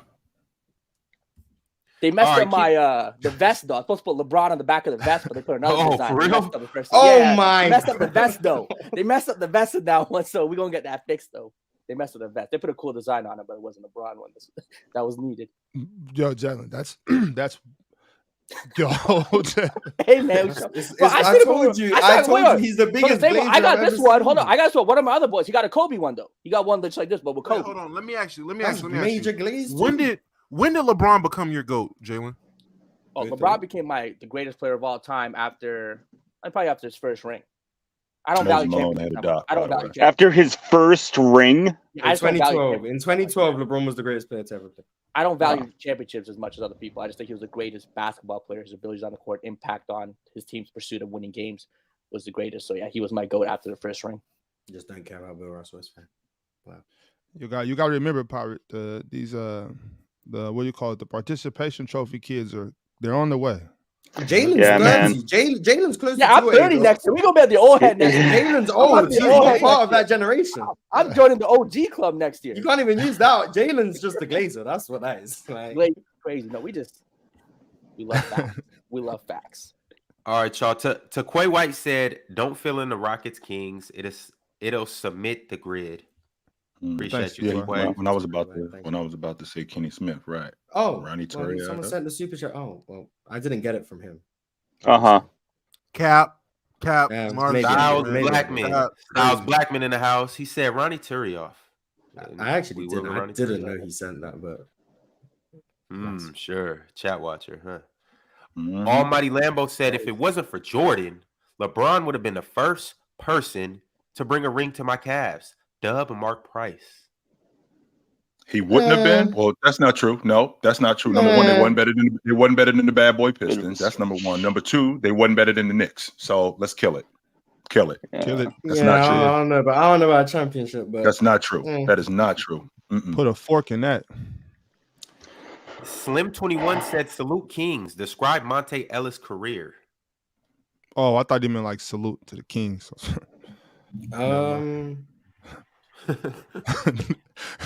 Never mind. Monte Ellis was a bucket getter. That's all he was. I mean, that's what he was. He was a bucket getter. Let's call it what it is. And I get a little aggravated when I hear stuff like this, because when we hear stuff like this, we go off. I hear stuff like this. They go off of people who were just buckets, and we now start to talk about them differently. Monte Ellis said, "Ain't no difference between him and Dwayne Wade." Give me a break. Hey, they were both just as fast. I'll give him that. Monte was. I'll give him that. Let's just say for the sake. Let's. I mean, that's just a similarity, not a. No, that's what I'll give him in that comparison. I think that's it. He said, that's "Yo, fair. He was fair. If you line up me and Dwayne Wade, I don't see no difference, man. Yes, I do see a difference. I see a huge difference between you two. You are not the same dude as Dwayne Wade. No, you're not. I mean, the big difference is just the physicality. Like Monte was what 5'11" on a good day, 5'10". No, he was 6'3". Yeah, he's too small. He was bigger than that. He was 6'3". He was 6'3". Monte Ellis was 6'1", 6'5". But he was like $160. He was like $160, $170. He was listed at 6'3". Monte Ellis was smaller than that. But be that as it may, the physicality of Dwayne Wade and Monte Ellis, Dwayne Wade was taller and just much bigger and stronger. And so it was like, yeah, Monte, you're fast. You're fast as lightning. You know, they used to call him the Mississippi Bullet. You get to the rim at will, but it's just a little different. Better finisher. He's too small to play shooting guard, and yet a volume scorer. So, and that's what I'm saying. Shoot. Dwayne Wade was considered an undersized shooting guard. Monte Ellis was considered undersized. He was still good in like 2 years before he left, and then it just started tapering off very quickly, and then he was out of the league. It's like, and the league just changed. I didn't really expect that to like he could have been like a sixth man for a team like 2 years ago, I think, but it fell off. I don't know. The last time he was in the league was like 2018. That was a surprise. But he came right out of high school too. He didn't get drafted, and I think that was remarkable what he had done. I will say that. But what I don't want to do is I don't want to overrate Monte Ellis like he was just this superior player, because he wasn't. He was a bucket. I ain't gonna fight that. I won't. Did he ever make the All-Star team? Not one time. Monte? No. He was a bucket. He had like a couple of years where he was at 25 a game. So yeah, he was a bucket. Yeah, but the efficiency was so bad. The efficiency in defense. And the Warriors couldn't win games. Right. But... I mean, during that time, like the Warriors in the mid-2000s or even early, like efficiency didn't matter as much. We weren't really looking or focusing. It always did. We just didn't know what it was. Yeah, it always did. Exactly. Yeah, it always mattered. But he's saying the public perception wasn't as critical as it is today. Right. Because we didn't know what it was back then. We couldn't check the fact that like nobody said anything in 1987 in the Eastern Conference Championship when Jordan went 9 for 35. Nobody said nothing about that. That was not a big deal to anybody. Right. Yeah, nobody cared about that. The fact that they won, it was like, all right, they won. And he went 4 for 17 2 games before that. Nobody cared about that. Yeah, that Miami series was rough for Mr. Jordan. Be like that. Shout out the We Believe Warriors. One of my favorite teams of all time.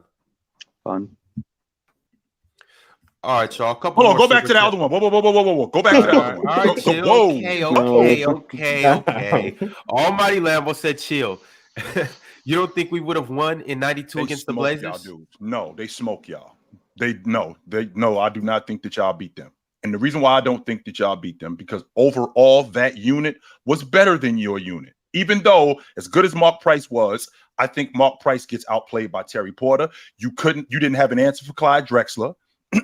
I think that Mark Price, I do think he gets outplayed by Terry Porter. Yes, I do. And the reason why I think he gets outplayed by Terry Porter is simply because that defense that the Portland Trailblazers had. Number one, you didn't have an answer for Clyde Drexler. And that front, and as big as your front line, Craig Elo. Craig Elo. Give me a break with Craig Elo. Hey, he was meant to be the answer. He could be the answer. He was a decent defender. You know, Jordan averaged 40 a game that season. Hey, man, he was the answer. When he was the Jordan stopper. When he was the Jordan stopper. Give me a break, yo. I'm good. So, and no, I do not think that they could beat the Trailblazers. The Trailblazers have been together for as long as the Cleveland Cavaliers have been together. I think that they were together for a little bit longer. You had lost Ron Harper. He wasn't there anymore. Craig Elo was a downgrade. To Ron Harper. So with Terry Porter, with Clyde Drexler, with Jerome Kersey, with Buck Williams, with Kevin Duckworth, with Cliff Robinson, with Drazen Petrovic, I think that they would have served y'all dudes. Random Guy Speaks said, Ron, you missed it, man.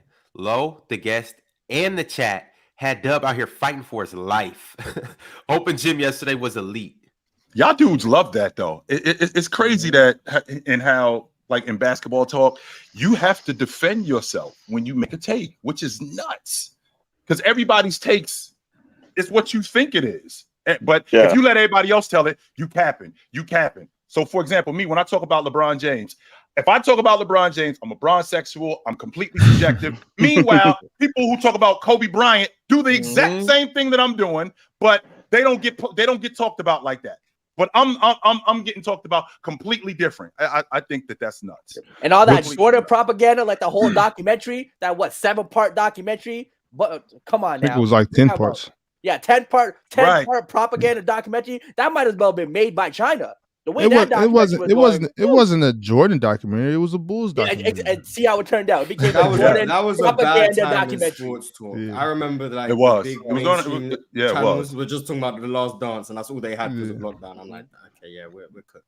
And but the thing about it, Chill, is because the basketball culture has turned into like it's like a roast session, like a cook session. Like if I say something, if anything I say, we got to figure out a way to cook him. Like. Right. I mean, I'm not trying to get cooked. Yeah, I'm not trying to get cooked every day, and I'm not trying to cook every day. I just want to talk basketball. If you're cooked, you're not cooked. That's what.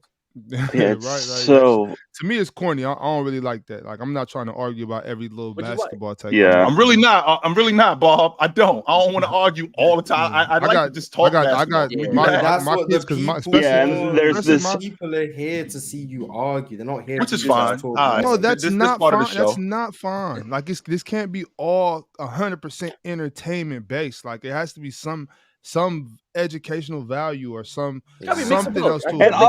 There has to be some elevation in this. We got to elevate. We got to elevate our. I know someone that begs to differ. I feel like I just don't like that. On top of that, like my kids are all at the age where they're questioning everything. So it's like all day I hear why. I be like, yo.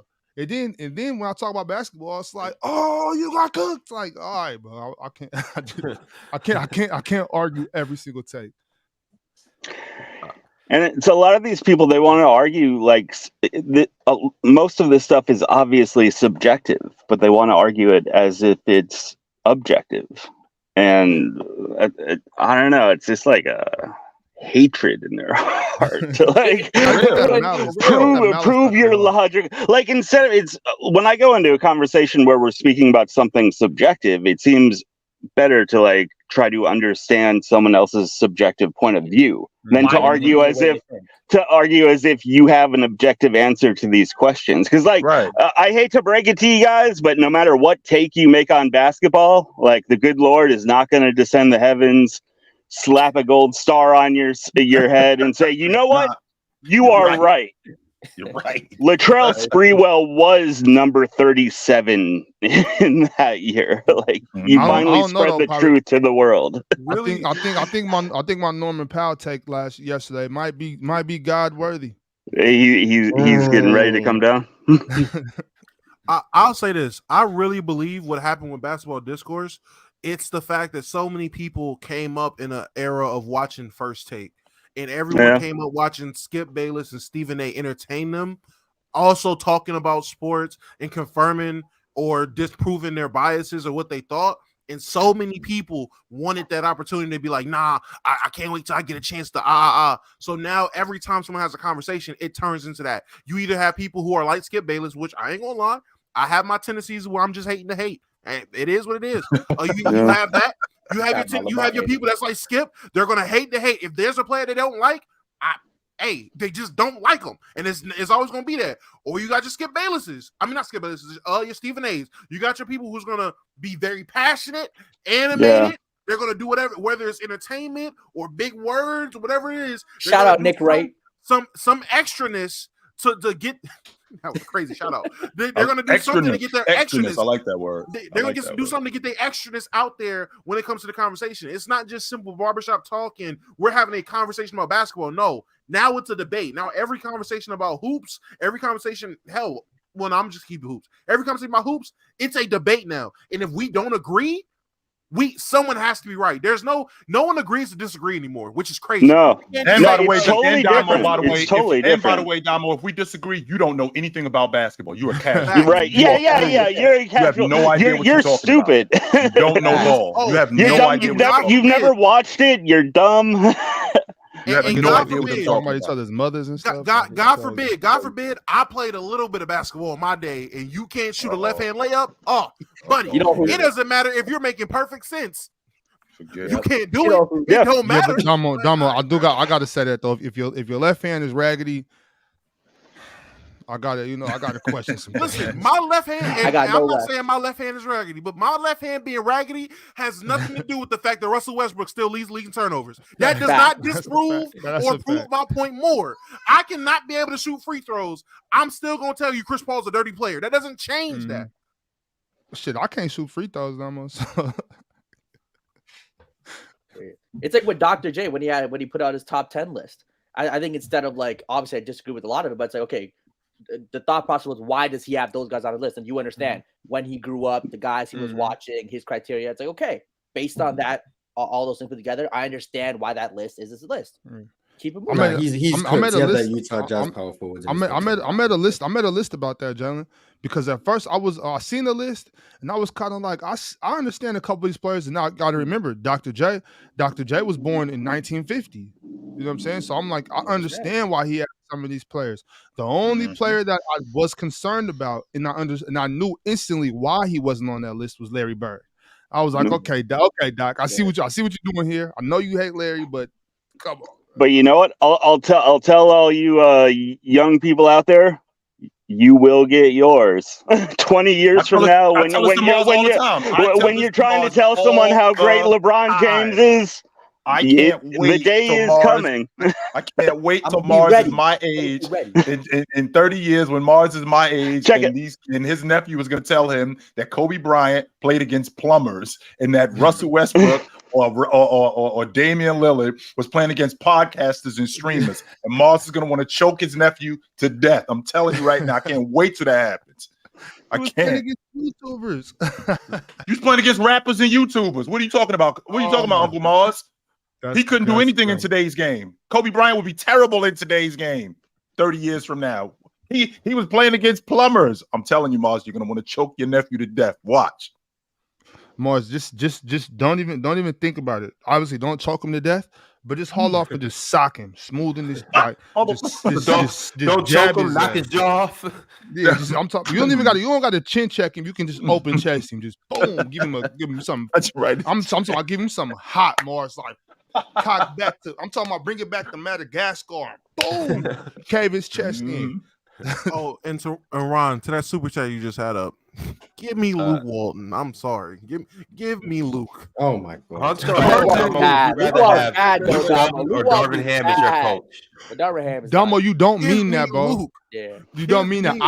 I felt the wrath of Luke Walton myself, but there's no way you mean What was that, y'all bro. roster though? Because the only reason why I'm saying give me Luke is because I don't think Luke never had a competent Lakers roster. And I'm just saying if Darvin Ham lumphead ass can get us to the conference finals with this roster, I mean, hey, maybe Luke can too. Anything is possible at that point. Man. So was y'all roster like competent when Luke was there? No, it wasn't. It was starting to get competent. That was the year. Luke Walton went 24-0 with Golden State though, and Steve Kerr. Yeah, man. That was the year. That was the year we actually great. start getting a little competitive. That was the year we lost to the Warriors by like 3 points every time we played them. I think we beat them the one time, but we were starting. And we were Luke just was the getting coach better. then. There you go. Y'all was getting better with Luke as the coach. There you go. We was getting better because we had De'Aaron Fox. Hey, Luke Walton was the coach of the 2019 Lakers. The 2019 Lakers, with a ton of young guys and LeBron James, we were pretty solid in the West until everybody got hurt in December. It was a pretty solid team. Who knows what that team could have been? So yes, I'm taking Luke over Lumpy. Oh my God. All right, y'all. I got a couple super chats, and then we gonna do our throwback segment. Was this take right? I have a good one for you guys today. I have a golden one, and then we're gonna get into this tier list. But Shamari Small came through with a super chat and said, "Take it wrong. Phil Jackson fired Mike Woodson after being head of basketball operations for a year. Woodson got fired a year after the Knicks won 54 games. They won 37 the year after under Woodson." The roster was completely different too. Don't leave that part out. Jason Kidd was gone. Rasheed Wallace was gone. That roster was way different than what it was the year before that. You talk about a guy who can't build a team but can coach well. Phil Jackson was terrible. Nate Richmond said, "Mars, where's Braun on that list?"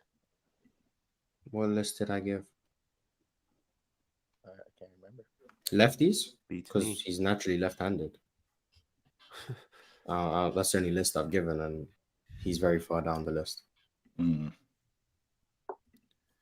Coeli Smith said, which duo's glazing the most? Jalen and Cashnasty about LeBron, or Flight and Pirate about Curry? Curry, Pirate, GB glazing stuff. Educate the world on why LeBron to go. That's all. I'm sorry. Who the hell is Cashnasty?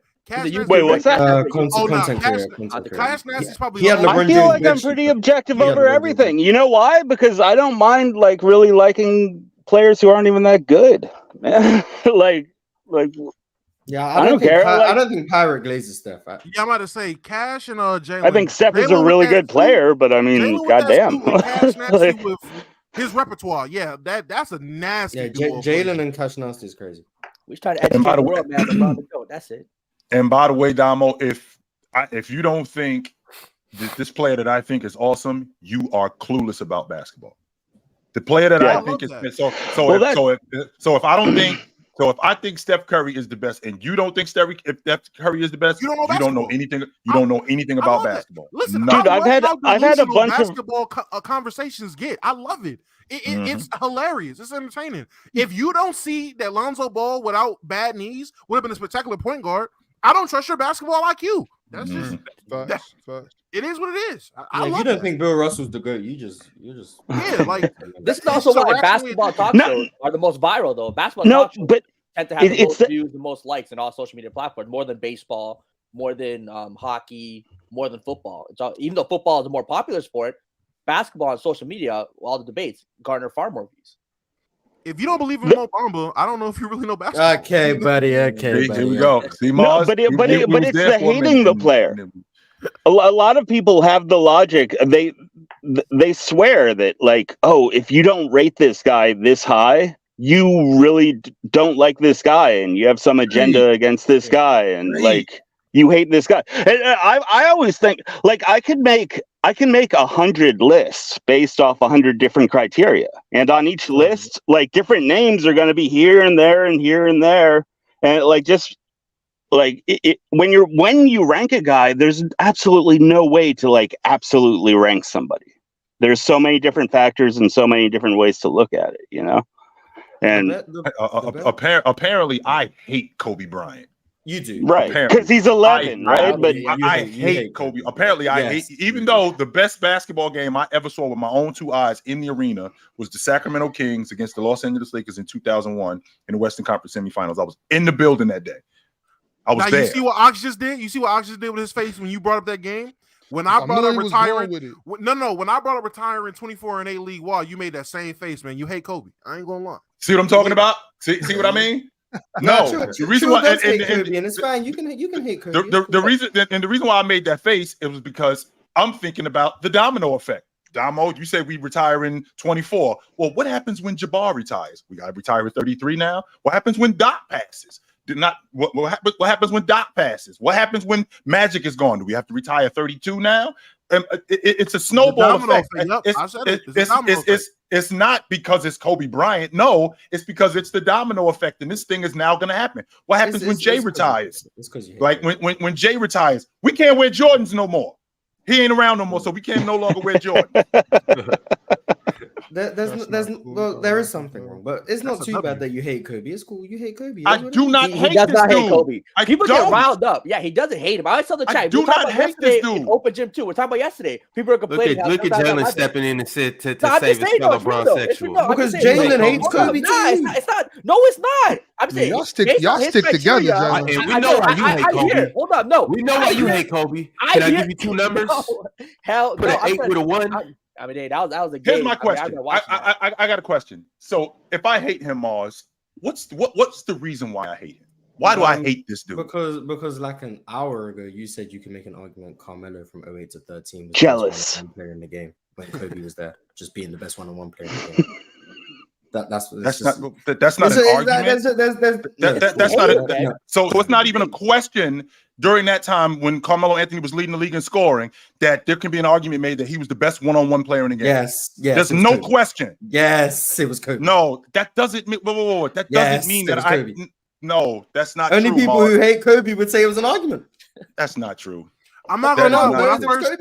When I first got on the panel, I realized you hate Kobe. When we were talking about top 10s, you was like, "Yeah, Kobe's not in mine." So I was like, "Yeah, he hates Kobe." Here you go.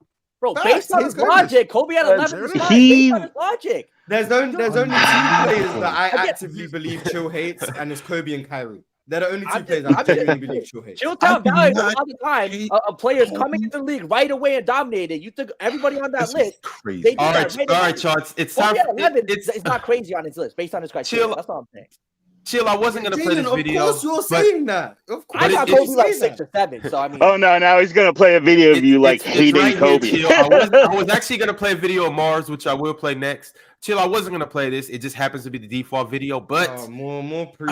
Here we go, man. I said guess it. We have to. I'm on record saying it. I'm on record saying it. Right outside the top 10. I got him at 11. Dill, do you? I got him at 11.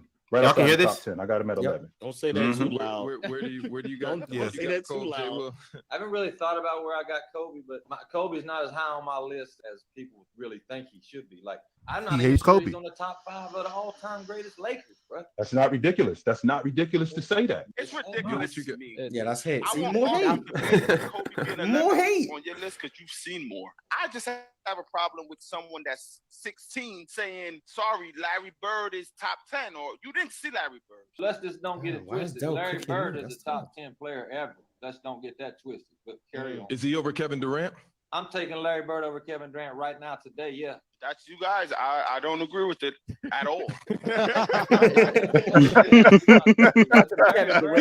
Plus anybody's ass in his prime that y'all want to talk about. Anybody. I got him at 11. Right outside the top 10. I got him at 11. See, hate. All I seen was Chill find somebody else to hate Kobe. That's all I seen. And Jason Williams hoops. So I guess people have to take his opinion serious. May I? Go ahead, Chill. You're muted. So when we were talking about that, when I said that's not ridiculous, I said that in comparison to people. I think Kobe Bryant is a top 3 Laker all time. But there are some people who will make a case for other people outside of him. That's it. Not me. I think that he's a top, and I said, I'm on record saying this. I think he is a top 3 Laker all time. It's so 100%. This is 100% I it's just so back. This is the 100% that I believe. 100% I believe that he's the top. Yeah, we hear you. 100% I believe that. But there are some people who will make an argument for Jerry West, for Shaq, for Chamberlain. That doesn't mean that it would be legit, but there's some people who will make an argument. I don't feel that way. I think he's a top 3 Laker all time, not top 5, top 3. I understood where Jason Williams was coming from. He had a very valid point. That was not a ridiculous statement. What Jason Williams said was 100% true. There's nothing wrong with him saying that. Like, just like Chilltown said, he doesn't agree with it. A lot of people don't agree with it. But the Lakers are such a storied franchise that they have 6, 7, maybe 8 players that can all be in that top 5. And there's nothing wrong with that. Yeah, I just to clarify, Jason Williams wasn't saying like in terms of what they've done for the Lakers. He was just saying the best players to ever wear a Lakers jersey. Right, that's what he was saying. So like, if Michael Jordan wore a Lakers jersey for one game, he would be over Kobe. Like, that's what he was saying. I mean, so he was talking about. I still disagree. LeBron, Jerry West, Magic Johnson, Wilt Chamberlain, Kareem Abdul-Jabbar. That's 5 right there, easy, that quick. I didn't even say Shaq. And people view the world differently. There are 8 billion of us. You know, we're all going to have different perspectives. I just don't get the. I just don't get the need to have. I don't get the need to have other people agree with your opinion of a basketball player. It's so weird.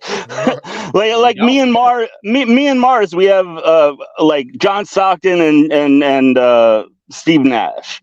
You know, or Wilt Chamberlain and Bill Russell. Like, we disagree, you know, but like, have you ever felt, have you ever felt any animosity? No, my bad, man. My phone overheated, froze up. I couldn't even speak to y'all. I was hearing y'all, but I couldn't even speak to y'all. Hey, Chilltown, man. Let me deal with you first. There we go. This is what we need. Bro, you said your phone overheated? That shit was heating up, man. I don't know why they said it was heating up like that. It was all the Kobe hate, man. It was burning his phone. Nah, man, no. I'm talking. Oh, look at that. Chill. What's wrong with you? What the hell is wrong with you, man? Why every time I turn around, you got Kobe hate coming out of you, bro? Like, Here we go. Here we go. Kobe hate. Y'all for real think this is funny? This ain't funny, yo. This is not funny. Funny. I'm just saying. I'm being honest with y'all dudes. Y'all dudes think this shit is funny, and it's not. And it's really bothering me because I don't hate this dude. But chill. All the Lakers chill. All the Lakers. When I think about the word hate, an intense dislike or passionate dislike for somebody. I don't have an intense dislike for this dude. Yes, you do. I talk about him in a good way all the time. You don't, bro. You little too much. I know what you do, bro. I know why you feel that way, bro. Why do I feel like that? Because my cousin played with him, and that's what it is. It ain't never gonna change. It ain't never gonna change, bro. You can't give me legit logic to say that that's what it is. It's not true. It is not true. I'm sick of hearing that from y'all dudes, man. Just stand on it. That dumbass shit. Stand on it, bro. Just stand on it, man. I hate that dude. Stand on it, bro. Because listen, I'm gonna tell you why I hate. I'm gonna tell you why I hate. I'm not laughing. I'm gonna tell you why I hate. Because all of the all-time great Late say he the best. Magic say Kobe the best. Jack say Kobe the greatest Laker ever. All them other Lakers say Kobe's the greatest Laker ever. The only person that's saying it is you that ain't. You talking about, oh yeah, well, he might be in the top 3. Man, get out of here, man. I didn't say he might be in the top 3. You get out of here. Don't twist my words, Ticket. I didn't say might. And that's the one thing that you always do. You don't do that sometimes or most times. You do that all the time. I said Kobe Bryant. I have him in the top 3. Magic, Jabbar, and Kobe. Those are three best Lakers of all time. Hold on. Let's be logical. Hold on. Let's be logical about this. How do you have either one of those other two over Kobe as a Laker when Kobe won 2 championships as him being the man without the Magic is the greatest Laker ever, bro. Magic has a cake. Magic is the greatest Laker ever. Hold on. This is what I've been talking about. Everybody in chat room. It'd be one-on-one. It'd be one-on-one. Then it turn to 1-on-6. No, it's not turning to 1-on-6. Ticket. This is about you and me. You got a problem with me, Ticket. You talk to me. We ain't got no tag team partners. Me and Ticket in the ring with the gloves on right now. Ticket, keep going. Nah, man, his cheerleaders back there with pom-poms. Ain't no cheerleaders in here, Ticket. You and me in the ring right now with the gloves on. Keep going, Ticket. Well, first of all, like I said, the aficionados, the guys that was on the court, all say Kobe's the greatest Laker ever. Mm-hmm. That's what they all say, right? Right. So for you to put him third, let's start with Kareem, since you said Kareem second. The reason why Kareem can't be is because Kareem, he spent some of his career with a different team. Kobe Bryant spent his whole career with the Los Angeles Lakers.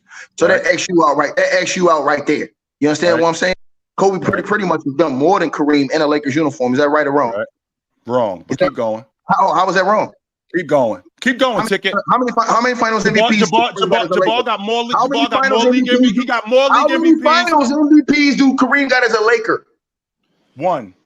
Kobe got 2. How many championships do Kareem have as a leader of the Lakers? No, as the leader. No, as a see, now what you're doing is you changing the goalpost, Ticket. He got 5 of them. He got 5 rings as a Laker. Don't give me that nonsense, Ticket. He got 5 of them as the guy. He got 5 of them. Because I can do the same thing. I can do the same thing with Kobe. How many rings does Kobe have as the leader? 2. More than Kareem. How many? 2. How many? 2. He's got 2 of them as the leader. Is that correct? That looks straight. Looks straight. Yeah, he got 2. How many Kareem got? Hey, hold on, chill. You defeated your whole logic because you said Magic. You said Magic was the best. So if Magic was the best and Kareem was with Magic, how the hell is Kareem the number 1 guy now all of a sudden? Janet Jackass lost again. Kobe Bryant won. Kobe Bryant's career as a Laker was better than Kareem's career as a Laker. Why? Because we saw Kareem Abdul-Jabbar win a championship and basically be a Finals MVP with the Milwaukee Bucks. That's outside of the Lakers. He was the man with the Bucks because he had an older Oscar with him. But now when you come to the Lakers, you yourself said Magic Johnson is the greatest. He's the man. So if that's the case, then case closed. Now let's get to Kobe and Magic. I don't get why the case is closed because we're talking about Magic Johnson, who showed up on a team that was already put together. Magic complimented that team, What they was doing for Magic.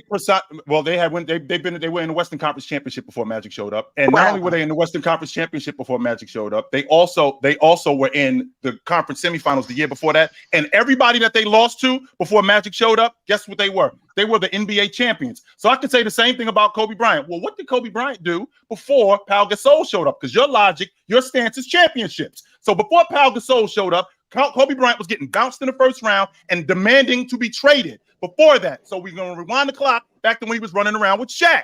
He wasn't the best guy on that crew. It was Shaq. That's not my opinion. That's your stance on championship. But that's not what we're talking about. We're talking about these guys being players. You're right. No, I agree. Hold on. I agree with what you just said. You're right. When Shaq left, Kobe missed the playoffs and was getting bounced in the first round. Did Kareem miss the playoffs, the leader of the Lakers? Did he miss the playoffs? Yeah, the first year he got there, he did. He missed the playoffs. Now, He still was winning league MVPs though when he was doing that. You hold on. He still was winning league MVPs when he was there. Hold on. I'm not saying that because we both agree that Kobe Bryant should have won another. Because it sounds like I hate this dude and I don't hate this dude. He was fantastic. Are we gonna have a discussion, bro? Unbelievable. Are we gonna have a discussion? I'm sorry. Keep going. I apologize. Keep going. Okay. So now let's get to it. So let's get to the nuts and bolts of this shit. So now let's talk about Kobe and Magic. Now. How many rings do Magic got without Kareem? 0. Hey Ron, you know how Denzel said in the movie, "Give me the bitch, give it to me, Ron. Pass it to me, Ron. Pass it to me." So he got 0 championships without Kareem Abdul-Jabbar. So once again, those dudes were products of each other. Kobe Bean Bryant showed you he could go away from the most dominant player in the history of the game of basketball and still be the leader and win 2 chips. Irvin Magic Johnson, he can get you to the water, but sir, he can't make you drink. Again, can we rewind? Because you make it sound like with Kobe Bryant, you make it sound like when Kobe Bryant, he doesn't have those guys. He can still get you to the water. Kobe Bryant did come up in the triangle system. Is that correct? With Phil Jackson. And before Phil Jackson showed up, he was getting swept. His crew was getting swept out of the playoffs. Phil Jackson shows up. Not only is his scoring average going up, he's a better defender in that system. Not only Phil was coaching them. Phil was coaching them. They got swept. No, they didn't get swept. They got walked down. They was up 3-1. Got walked down. By who? Oh, that's right. But the point is that both Magic and Jabbar both needed each other, right? So I could use the same logic with Kobe Bryant. But hold on, no, stop right there. No, I agree. Hold on. Look, we're gonna break this down real quick. You're right. They need each other, but tell the truth. And that time, what's the truth? What's the truth? Hold on. Wait. I'm listening to you. Keep going. Hey, Jalen. This is why Ticket. That's why I'm necessary. Would you focus, Ticket? Now, hold on, Ticket. Hold on, Phil. I want everybody to chat on the wait for this. Wait for the rock real quick. Think about this. So Magic had the most dominant big man in the game at that time. That was Kareem. Yes, sir. Kobe had the most dominant big man in the game at that time, and that was Shaq. After Kareem left, Magic Johnson went and also got a Hall of Fame big man by the name of Vlade Divac. Right or wrong? That's correct. Okay. So, and then who else did he have on that team? Who else was on that team with Magic Johnson? Did he not have 3 to 4 Hall of Famers on that same team that he went to the NBA Finals and couldn't win without the most dominant big man in NBA? Well, probably one of the most dominant big men in NBA, one of the top 2 dominant big men in NBA history outside of Shaq. My whole point to you is this: yes, Kobe got proud, but Irvin Magic Johnson had 3 other Hall of Famers too with him, and he still couldn't win a chip. Kobe Bryant took 1 Hall of Fame. He took 1 top 75 all-time player. Won 2 more chips. Again, bro, you easy to beat. So he had what? So let me make sure I'm. Pau Gasol is not even top 75. Sorry. Well, not only is he not top 75. Not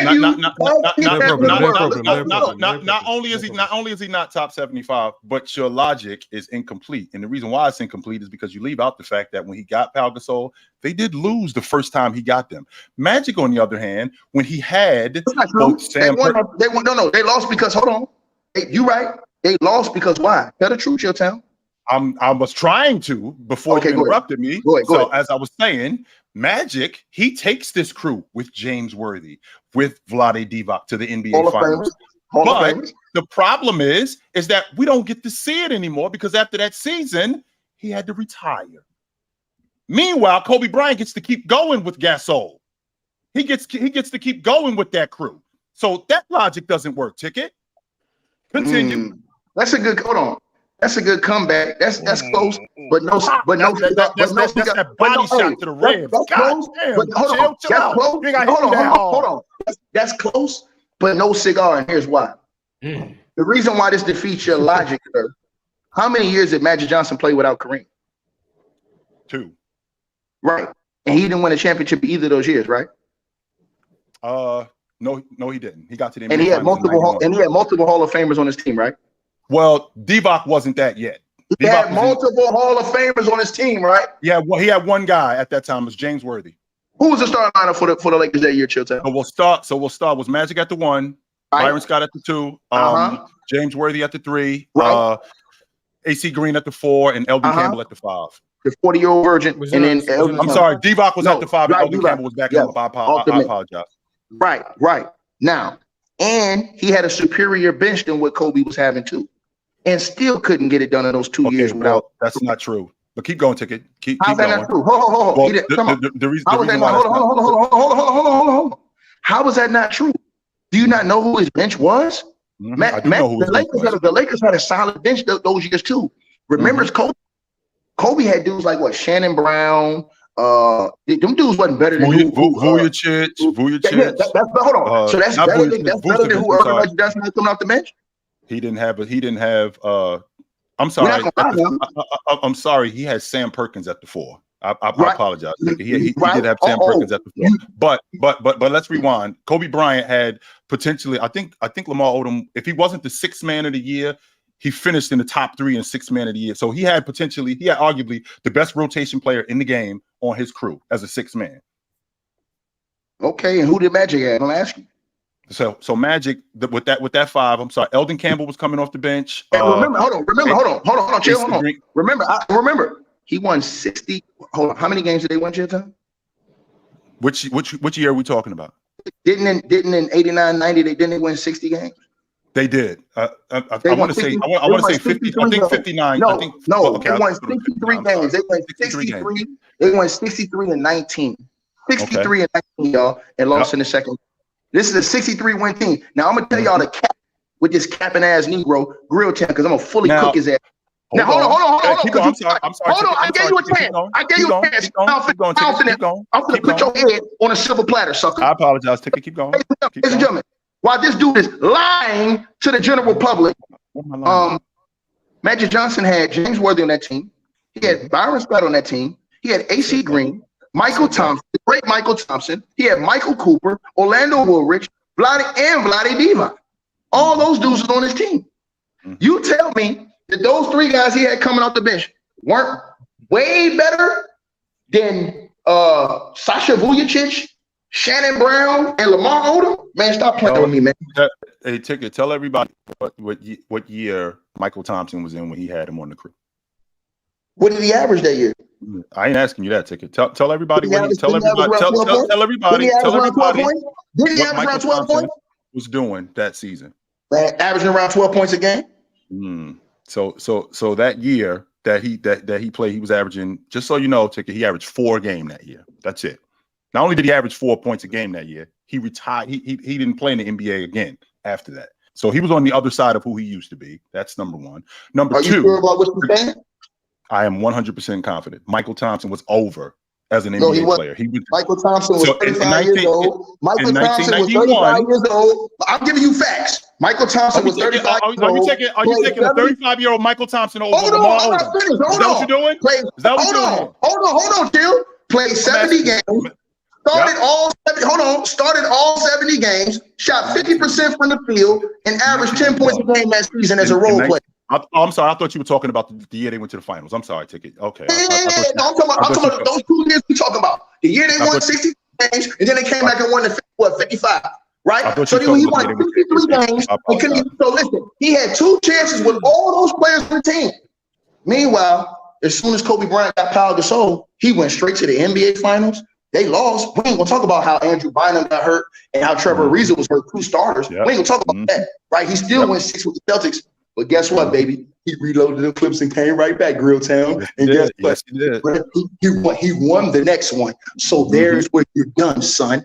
No, I'm not. The reason why is because, again, it was incomplete with Magic because he didn't get to continue. That's the difference. Got 2 years.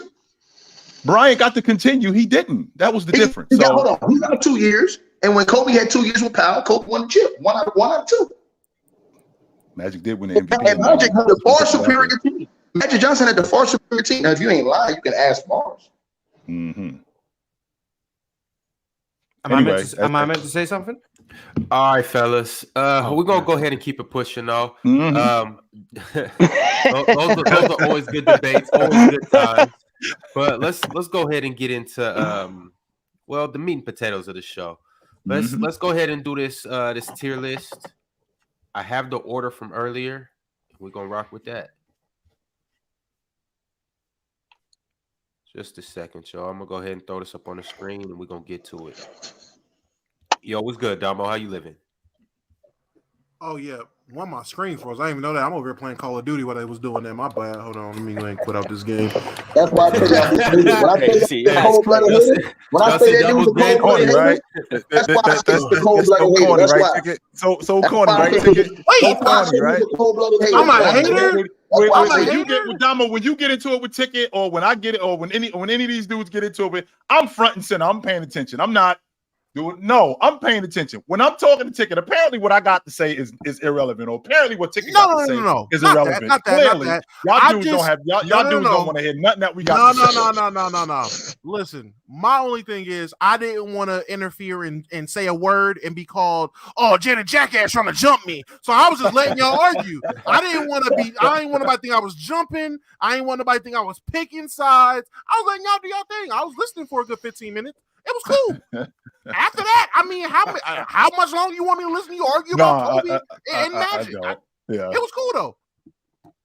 I was going crazy on shipment too. I ain't gonna lie, but I'm here though. I'm here. All right. Here we go. So back from yesterday, we was ranking the best bench units in the league. Not necessarily ranking the best bench units, but giving them a grade. So you got obviously the A tier, B tier, C tier, D tier, and the last tier is just L bench. So we got our order right here. We got Chill, Damo, Mars, Pirate, Ticket, Jalen, Ox. So we Gabe gave us this order earlier. We're gonna stick with this order. First bench, it's on you, Chill, and the first one is who got the best rotation in the league? Hello, Mars. Oh no, Chill. The teams are in the order. So the first team that you got is the Houston Rockets. Be very disappoint, Mars. Be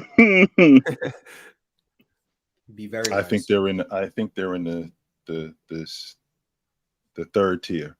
Oh my god! So they have you're ranking their or grading their bench as a C.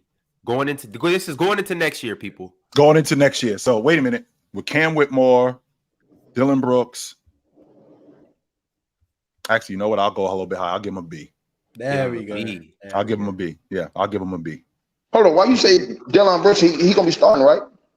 So if Dylan Brooks starts, that means that one of these two dudes got to go to the bench, because with Cam Whitmore coming off the bench, I think Kevin Porter Jr. is going to come off the bench. Let's see. I don't think Smith's coming off the bench. He's going to start. He's going to play the 4. Okay, so you're moving him to the 4. So Sagoon's going to be at the 5, which I don't really love. I'm ready to call him Trevor Ariza, but I don't love Jabari Smith at the 4. But somebody's got to go to the bench. Dylan Brooks is at the 3. Yeah, I'll give them a B. Yeah, I will. Yeah, nice. I would have gave him an A, but B is cool. All right, cool. So the Houston Rockets get a B. Next, it's on you, Damo, and you have the Atlanta Hawks. What tier would you put their bench in? The Atlanta Hawks, with their bench being the Bogdanovich, AJ Griffin, Jalen Johnson,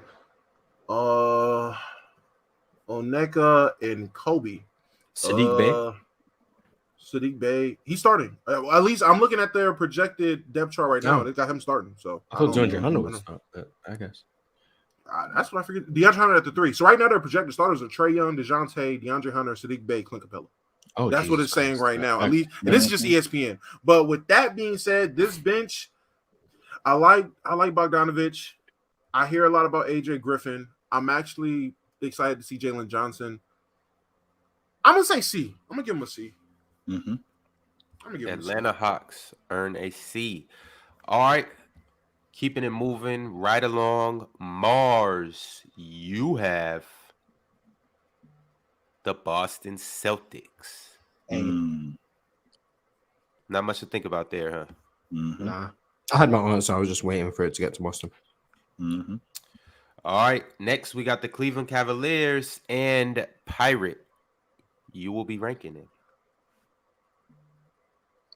Coro,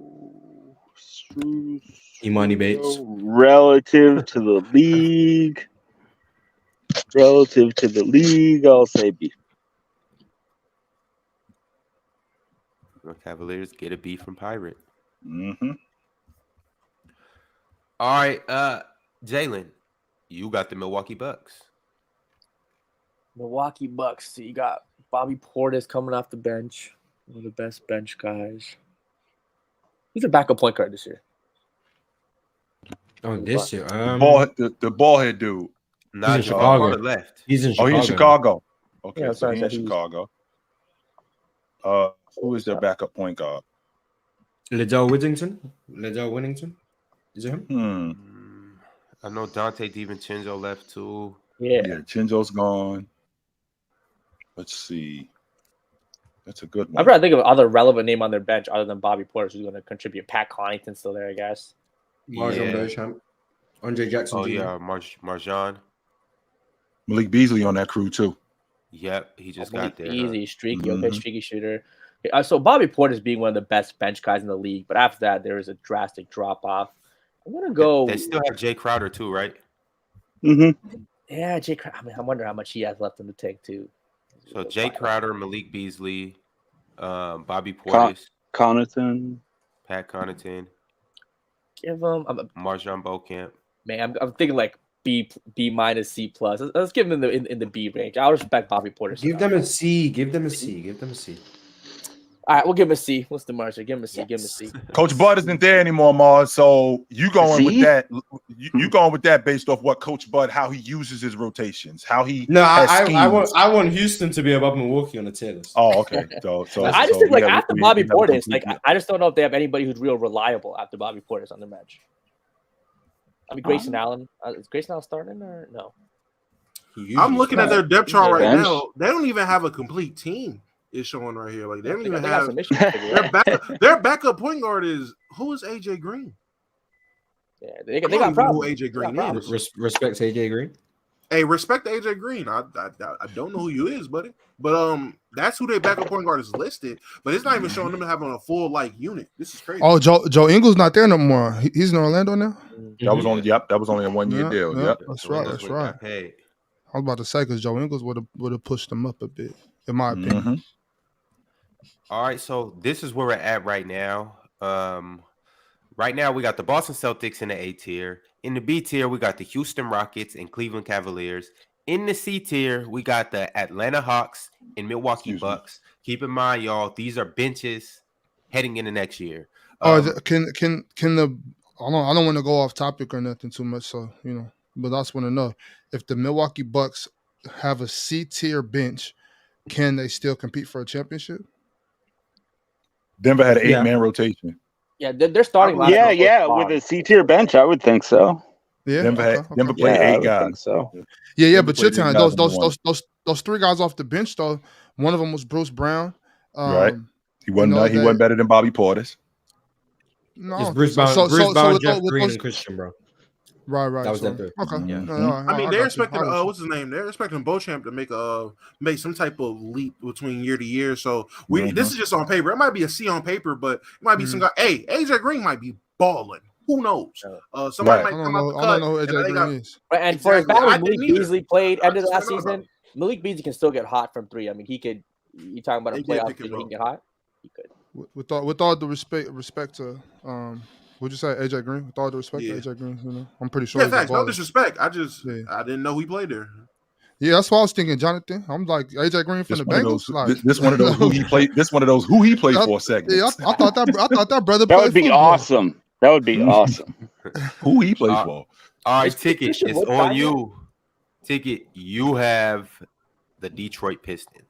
Where are he ranking their bench? Garbage. Say that again. James Wiseman on that bench. No, he ain't on the bench. He's starting. I think the bench isn't too bad. It's the starting unit that sucks. First of all, their starting unit does not. So y'all disrespectful. This is crazy. What'd you say, Ticket? You said F. The worst level. F.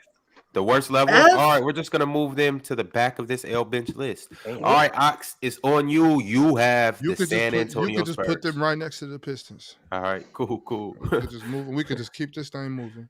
All right. I mean, they have Pop on the bench, technically. Okay. Okay, well, then they could be a D, but like Monte Morris, Alec Burks, Joe Harris, Isaiah Stewart, James Wiseman is an F bench.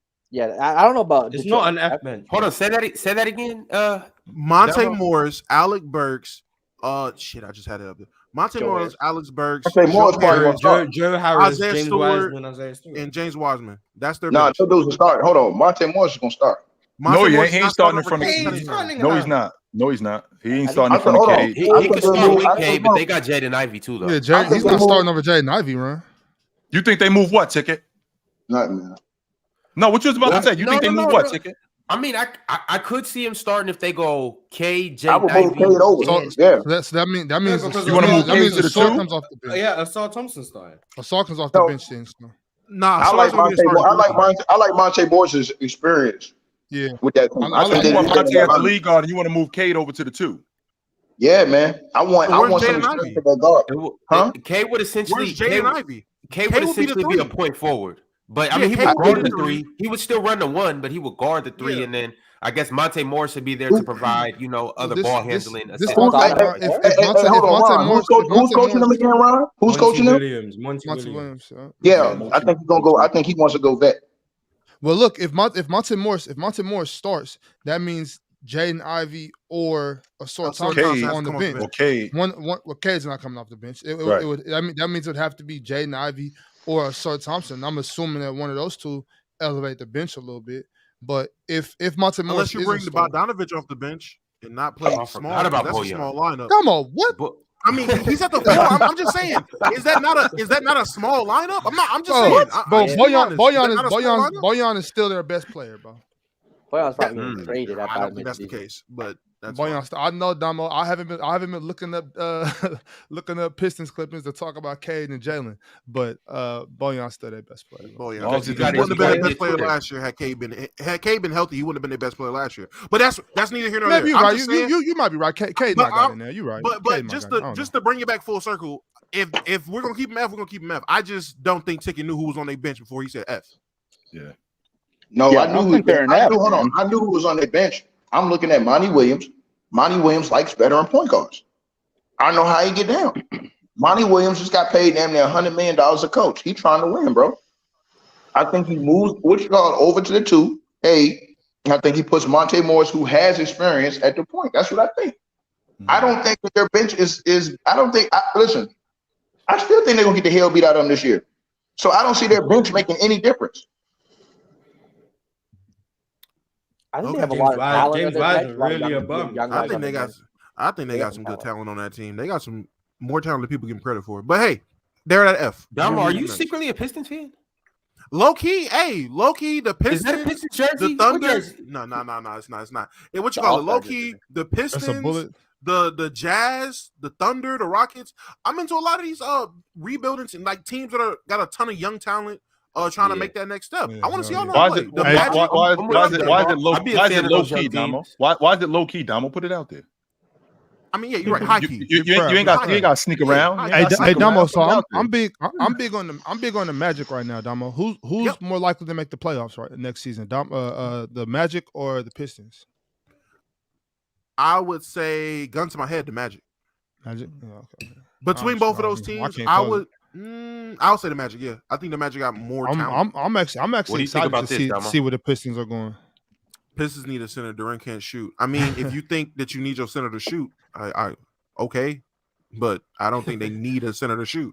They have a lot of bigs on that. It's a shame that Domo is taking my spot as the resident Durant. Because Kevon Looney can't shoot. So yeah. I'm excited. I'm excited for the Pistons. Looney can't shoot. I can't wait to see what the Pistons do in the next. Mitchell Robinson can't shoot. 4 to 7 seasons. Yo, look at the state of basketball. The Pistons will have issues with Start bench cut. Oh, go ahead, Jalen. Go ahead. I don't want to cut you. I think the Pistons might have issue with like minutes distribution. There's a lot of young guys there, especially big men too. I wonder how their minutes rotation will work. Someone's They're just going to pack James Wiseman up. They're just going to pack him up. That was actually going to be. I don't know why they traded for him. Yeah, I was going to say start bench cut, quite literally, like literally a start bench cut because they're all on the same team. Isaiah Stewart, James Wiseman, Jalen Durant. What about Marvin Bagley? He's a 4. Start Jalen, bench Wiseman, cut Stewart. That's exactly what I was going to say. What'd you say, Mark? Say it again, please. Yeah. Start Jalen, bench Wiseman, cut Stewart. Why are you cutting Stewart over Wiseman? Do you think Wiseman just has more upside? Yeah. So, okay.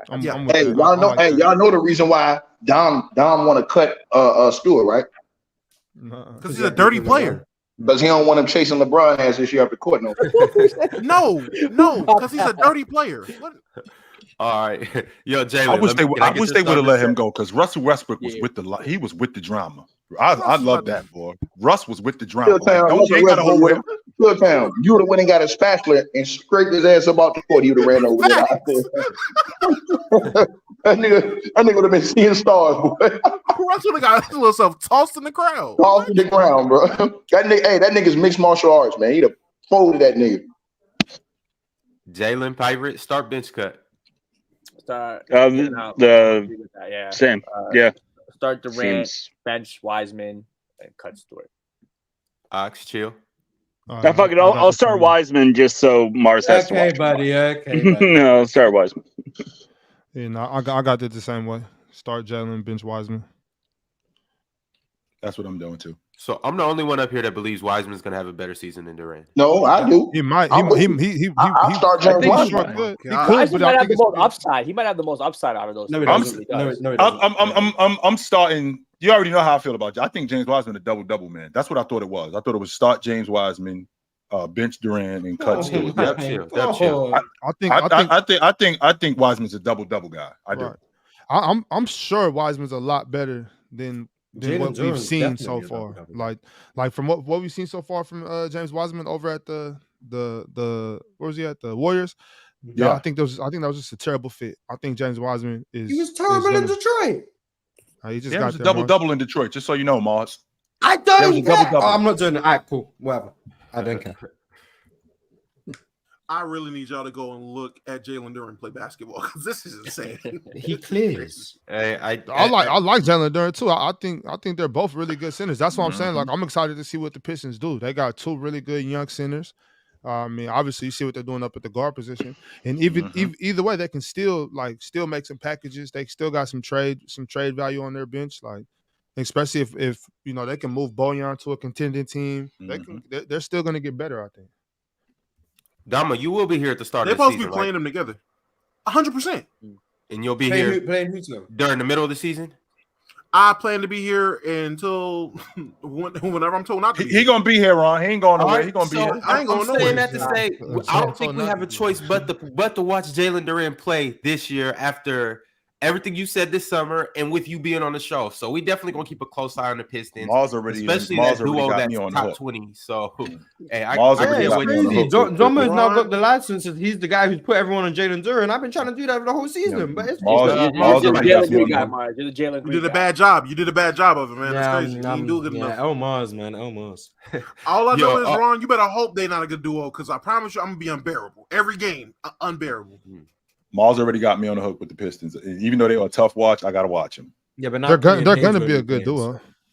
They're definitely going to be a good duo. All right, we back to the top of the lineup. Chill, it's on you. You have the Charlotte Hornets. F. Damn, all the bad teams just win in a row. F. Or L.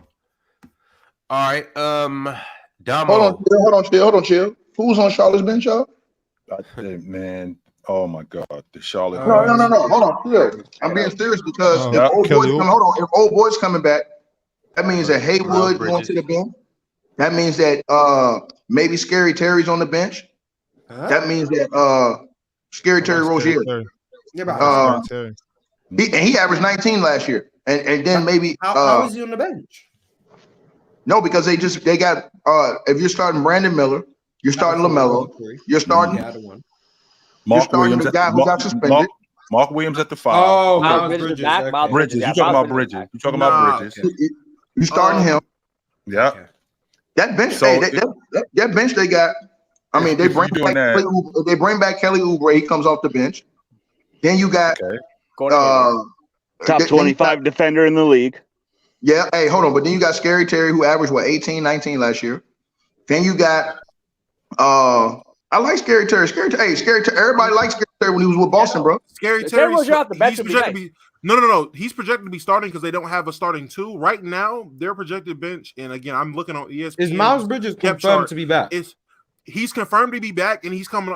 He's shown to be coming off the bench. So their starters. I don't believe that. Carmelo, He was up for. hey, hold on. listen. Damo, I don't think you hate Damo. I do not think you hate. I'm just saying this.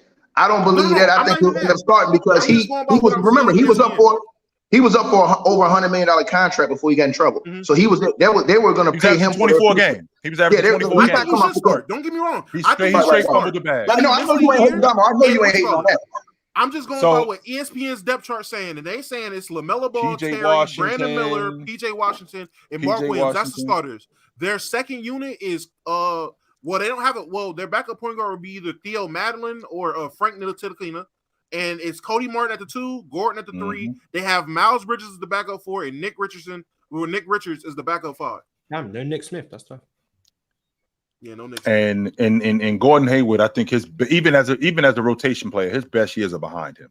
Yeah, I think he's pretty much done. Hold on, but he's still giving you 16, 17 a game too. If he can stay healthy though, Ticket, that's the problem. That's why I'm saying that his best years is behind him. Even as a rotation player, if he could play more, 100%. I can get behind that. If Miles comes back and he's on the bench, I mean, hey, Miles, he might not have made the best choices, but I mean, the kid could play ball. And just so you know, Big Ox, that him being on the bench, he'll play his way back into the starting lineup. All right, 27 days, nigga. 27 nights, bro. All right, y'all. Chill gave them a L bench. Are you keeping them there? Garbage. All right, garbage it is. Damo, you got OKC. You was just talking about them. How you feel about the bench? I was talking about them. I'm looking at these names. I'm looking at the guys that got coming off the bench. It'll have to be some dudes taking some dramatic leaps for me to say anything above a C. They brought back Victor Oladipo. Mm-hmm. Who? Did they? Yeah. He's listed. He's listed on here. Yeah. They got him listed on here. Oladipo's here. Oladipo, Poku, Isaiah Joe, Dang, Carson Wallace, who people are really high on. I gotta see. Cason Wallace. I'm sorry. People really high on. Yeah. People really high on him. Buddy from overseas. I mean, it's a lot of show improve me. I'm not really high on it just from a name standpoint, just on paper. So just on paper, I'm looking. I would say a C. I wouldn't be surprised if they surprised me. I wouldn't be surprised if people took higher steps and their bench is better. But I'm saying C. I actually like OKC's bench. They just got a lot of energy. They got a lot of spark guys that come off the bench. They may not have like that 6 man of the year or superstars, even potential superstars, but they got a lot of young talent. They got a lot there. And then they got did either the Jalen start or they both came off the bench, right? J-Dub. No, the one from Santa Clara starts, right? Yeah, the one with the big hair. The light skin one or the light skin one? Hey, the light skin one will be backing up Chet. The other one was who was the dude with the shag? He get buckets sometimes. With the dude that look like Martin Barber. The dude with the shag, really. He look like Martin Barber. He got the little shag in the back. He got the little rat tail. Was that Kendrick Williams? Was that Kendrick Williams? Yeah. I think that might have been Kendrick Williams. I think. Is in case Cason Wallace. That's the young kid from Kentucky, right? The one that just drafted. Yeah. I'm excited. I'm excited about him. I think he might help them. I want to see the jump. I want to see the jump Jalen Williams takes. I think him at the end of last season was balling out. So if he can do that for a whole season, man, this team could be dangerous. I want to see if this is the year that Poku shows me he can actually play. Man, that's a fact. That's what I'm waiting for. Yeah. All right. Next, who do we have? We have you, Mars, and you got the Orlando Magic. B.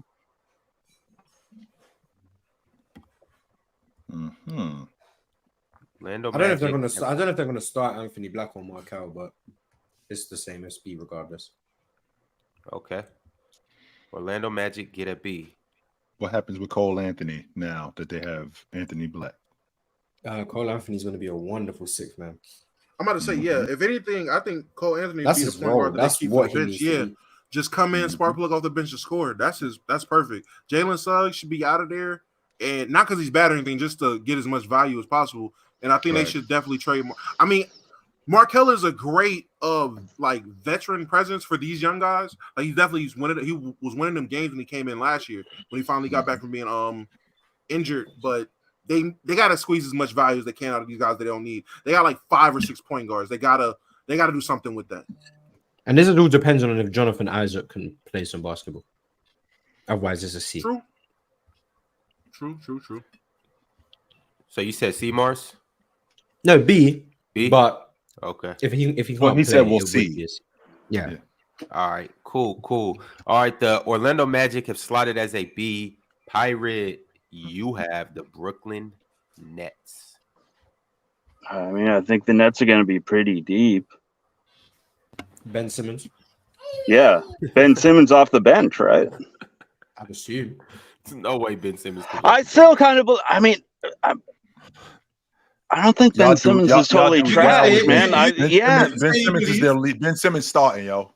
Ben Simmons is not coming off the bench. I believe in Ben Simmons. But they're so deep. If he starts, like, I mean, they got a lot of players, right? Like, hey, Pirate, just Dorian so you know, Finney-Smith. I'm about to say Dennis Smith Jr., Lonnie Walker, Royce O'Neal, Ben Simmons, Daron Sharp is their projected bench unit. Their first. Yeah. I mean, as far as a bench unit, I don't hate that, bench unit. Hold on. This is again. This is their projected bench unit. Dennis Smith. Give us their starters first. So their starters are Spencer Dinwiddie, Mikal Bridges, Cameron Johnson, Dorian Finney-Smith, Nick Claxton. Their bench unit, that's their starting 5. The bench unit: Dennis Smith Jr., Lonnie Walker, Royce O'Neal, Ben Simmons, Daron Sharp. I don't hate it, dude. That's a strong bench, man. In my opinion, that's a. Cam Thompson is listed on the third unit on the bench. They're third. They're deep. They're deep, man. I don't hate it. That's deep. I mean, I want to give it an A. As far as a bench. I don't think Dorian Finney starts over Ben though. That's the only thing I don't see it happening. But they're deep. So if one's starting, the other's on the bench, and just as far as bench talent, man, that's deep. So I'm going in A. Yeah. Ben has to prove that he wants to play basketball, and he's improved at basketball. He has to prove that. He has to. But I mean, we're talking relative to bench players now around the league. So. Chill. Ben's gonna have a great season this year, bro. You put him around this team. I think he might have a good season. It's the type of team he needs to flourish. Like that wouldn't surprise me, yo. It wouldn't. He needs that security of him, like feeling like he's one of the main guys, not feeling like he's a part of a super team or something like that. Right. I think I think he's gonna have a really good season. I think he's gonna be around 16, 17 points. I think he's gonna be around 8, right around what he was before. 8 rebounds, 8, 9 assists. Hey, don't be surprised if Ben Simmons has a bounce back year where he could get even close to his old form. This team looks scary. Ticket. If he's 17, if you just said if what you just said is true, if he's 17, 8, and 9, number one, I think he's going to be an all-star team because I think Brooklyn's 17, 8, and 9. Jesus. I think Brooklyn's going to be a lot better. That's number one. Number two, defensively, they're going to be fantastic because I also think Ben Simmons, if he's doing that, he's going to be an all-league defender too. Oh yeah, I was saying this 2 if he months doing ago, that, people were disagreeing with me. Now all of a sudden, everyone's on the bench. 17-8-9 is kind of wild. Mars, that's because we hate you, Mars. That makes man, you guys bullying me, man. Oh my God, guys. You're all hoes. Mars, you know what you should do? You should stay on that black screen with your tag team partner. I'm gonna tell y'all something though. Secretly, though. If he does make this thing work with Brooklyn, it's gonna make Joel Embiid look bad in the end. Because if Joel Embiid does not go over and get it done, all that stuff that Joel Embiid was talking about this dude and stuff like that, and when he went and basically put the game on this dude after they lost in the playoffs and stuff, and was blaming him. Well, you see Joel Embiid's drop without him in the playoffs. If Joel Embiid comes out this year and throws up another egg like that, and maybe they play Brooklyn at full strength and Brooklyn cracks them dudes, bro, it's gonna look real bad for Joel Embiid out here in these streets, bro. I think Mikal Bridges can be an all-NBA performer next year as a third-team guy. might make it over like a Jimmy Butler, a 25 game per game scorer, and giving you elite defense. I think Mikal Bridges could definitely. Why you say over Jimmy Butler? Why do it have to be Jimmy? He was on the third team. He was on the third team. So I think if him or Julius Randle, any guys on the third team, I think it wouldn't be shocked. LeBron on the third team? Was LeBron 2 on 13? Was he 13 this year? Or Jimmy? Yeah, you ain't pack him up there. I think Miami. If James makes the all-league team at 39 years old, my goodness, man. If this dude's still an all-pro, there's no reason why he shouldn't. There's no reason why he shouldn't. LeBron James should definitely. Yes, there's no reason why LeBron. You think he's gonna pay 65? Yes, if he's held. No, I mean 65. That's what that 17 games he misses. Yep. Nah, he's not gonna do that. Okay, well he'll be. I'm not. It's gonna be so close. Level will be. I agree about his level. It's gonna be so close to me that I can't say whether or not he will play 65. I don't think. But I will say this: if he does play 65 games, LeBron James will be on the all-league team. And I think Buckets was a second team All-Pro this year. I don't think he was third team. I think he was second. But I think Jimmy Butler was second, right? Yeah, Jimmy Butler. Yeah. That's why I said. I got it wrong. Yeah. All right, y'all. Yo, Ticket, it's on you. You got the Lakers bench. Speaking of LeBron, oh, they first tier. They got no excuses. They top tier. You ain't got ask no questions about that. If the Lakers don't get it done this year, see now this we gotta say this. Everything benefits LeBron and AD if they win, because everybody says that if they lose this year with the way they got it, bro. This is legacy hurt. This hurts your legacy. I don't want to hear that you can only help your legacy. But if you keep taking losses when you got these type of teams, if they don't at least get to the finals this year with the team they got, bro, I'm sorry, dude. With the Nuggets getting worse, the Nuggets losing key role players, LeBron and AD reinforcing that bench, you getting Taurean Prince, that was huge. Getting a guy like that. You took over from the team that went to the finals. You went and took Gabe Vincent over here looking like a dusty ass Shamar Moore. Then you went and took you went and got what's the other boy's name? Man, these dudes they went and signed Roy Hachimura again. They went and got these dudes got pieces, and they still got 2 roster spots. They talking about going to get Christian Wood. So if they end up signing Christian Wood, then you got Jackson, the big dude, Jackson Hayes. Man, listen, bro. If they don't get to the NBA Finals this year, bro. That is an indictment on this team, bro. Straight up. This is what I mean when I say, Mars, that you could stick around too long and it could hurt you. This is what I'm talking about. Yeah, it's a chance that Bron might not be your GOAT. Jalen, sure. Playing with house money. No. They got real They got real expectations with that squad. They do. They got the best bench in the NBA to me. To me, they got the best bench in the NBA with what they did, bro. Does D'Angelo Russell for sure start over Gabe Vincent? Yes, man, stop playing, man. Come on, bro. Cut this out, man. Man, listen. D'Angelo Russell Darvin Ham is starting D'Lo over that dude, man. Cut it out. Okay, I'm just checking. Look, that might not be how it ends. Yeah. Because I think D'Lo's getting traded midway through this. I think D'Lo and all the dudes getting traded for Kyrie Irving midway through the season. But that's gonna start. Won't he do it? No, he won't because it's on Jalen. Damn, he was so close. That's crazy. Jalen, if you want to trade with Ox, go ahead. If you want to trade with Ox. Yo, Jalen, let me get this one. I'll tap in Ox for this one because it's just. No, tap in Ox. Nah, Jalen, take this one. Take this one. I'm the only one that's gonna keep it real about my. He's gonna be unbiased. I'm always unbiased. Exactly. No, you're not. No, you are not, Big Ox. But okay. About together. Hold on. So they got Malik Monk coming off the bench, giving you 15 a night, between 12 to 15. Davion Mitchell, he's coming off the bench too. Defensive torture chamber. I like that. Barnes is going to start. Keegan Murray starting. Who's the backup center? Trey Lyles. Alex Lynn. Alex Lynn or Trey Lyles. Okay. You got Nerlens Noel, right? Nerlens Noel, yeah. Yeah, he's there. Monk, Davion Mitchell. They just got that guy from Indiana. I'll give Duarte, who I love, by the way. That's going to be like Chris Duarte over there. That's what I'm saying. Y'all should. In Sacramento, I love him. I'm gonna give him a B. I'm gonna give him a B. They have a potential to be. Wait, Jalen. Before you finish that though, okay. Don't forget. What's his name? Right, Vazinkov. No. Sasha. The Euro. Oh yeah. The Euro. Don't forget about the Euro. Hold on. Don't forget. Most of all, don't forget Trey Lyles. You got Kessler Edwards, right? Yeah, we got Kessler Edwards and Trey Lyles. I'm just saying. The names are there. I respect your B, Jalen. I respect your B, but I think we got a better bench than Brooklyn. I'm gonna go B, but I think that's potential to be A if guys perform. I'm gonna go B right Big now. Ox, in terms of the league, Ox, where do you think your bench is? You think you got a top 5 bench? You got a top 10 bench? We got easy. We're definitely top 10. Top 10. No questions asked. No questions asked. Top 10. Right. Because off the bench with just Devion, Malik, and Trey Lyles, where I think that's a better bench than what the Nuggets had last year.